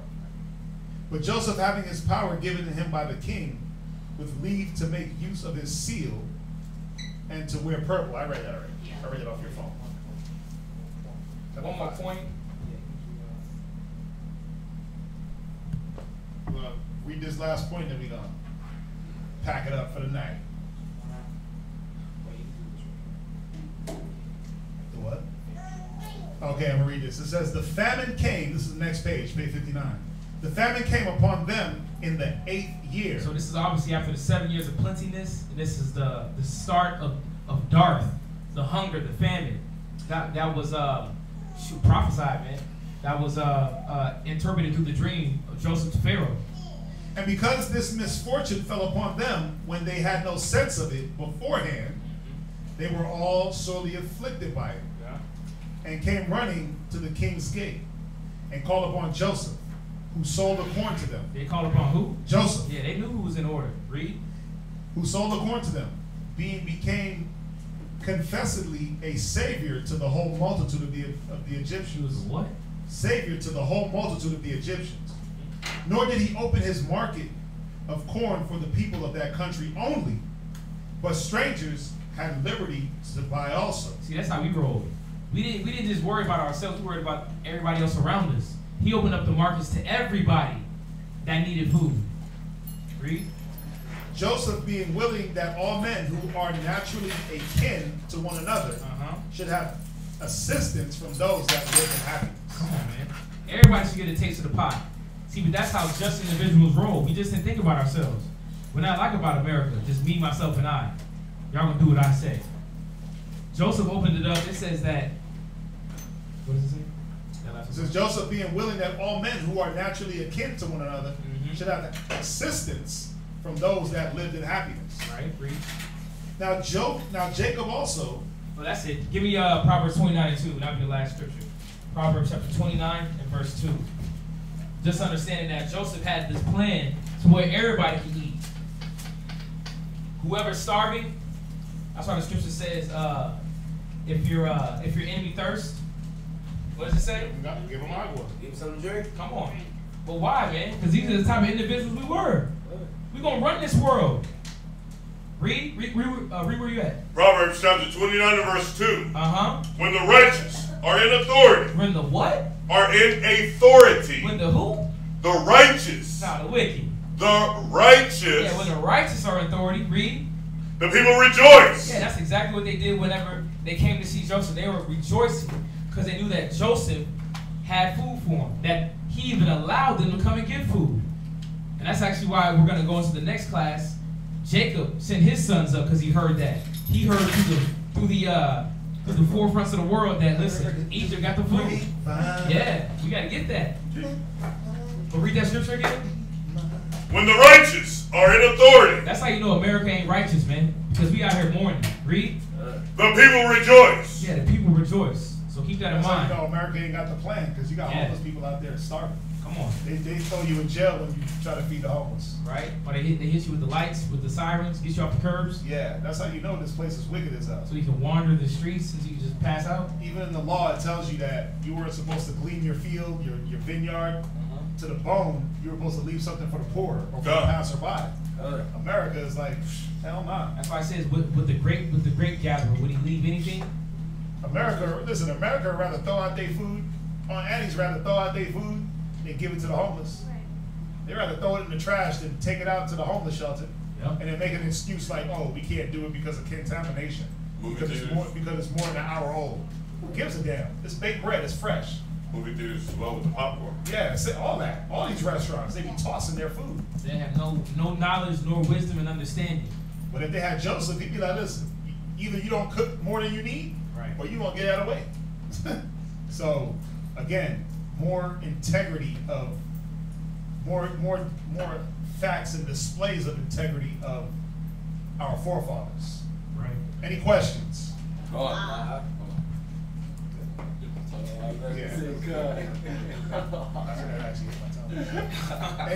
If there's any questions online, there's none. Listen, we thank everybody online for sticking through, joining us. We will be back Friday on the Shabbat from 6 to 9. So if you got any questions, hold them until then. We appreciate everybody that's been watching, liking, sharing, subscribing. We appreciate everybody that's that committed to the school vow, that's been helping us out with that. We appreciate that. Anybody that's given. Anybody that plans to give, we appreciate it. It's needed. It's keeping everything going.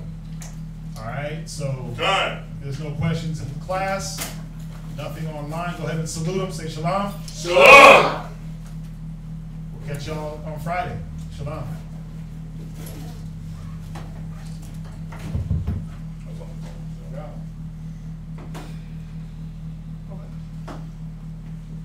Can I say one thing? Yes, sir. Just the last thing you saying about all the food being thrown away. Yeah. Like I said last class I was here, I worked in the restaurant, waiting tables for about 12, 13 years. Wow. And it's ridiculous how much food Oh, they yeah. throw away. It's ridiculous. Whole meals. Man. And nobody's like, let me just box it up and give it away. It's ridiculous. The grocery stores too, they like all the bread and the Yeah. pastries. But that's the thought of the wicked, man. That shows you that they have no love for nobody else because they don't think about nobody else. Perfectly good food. Yeah.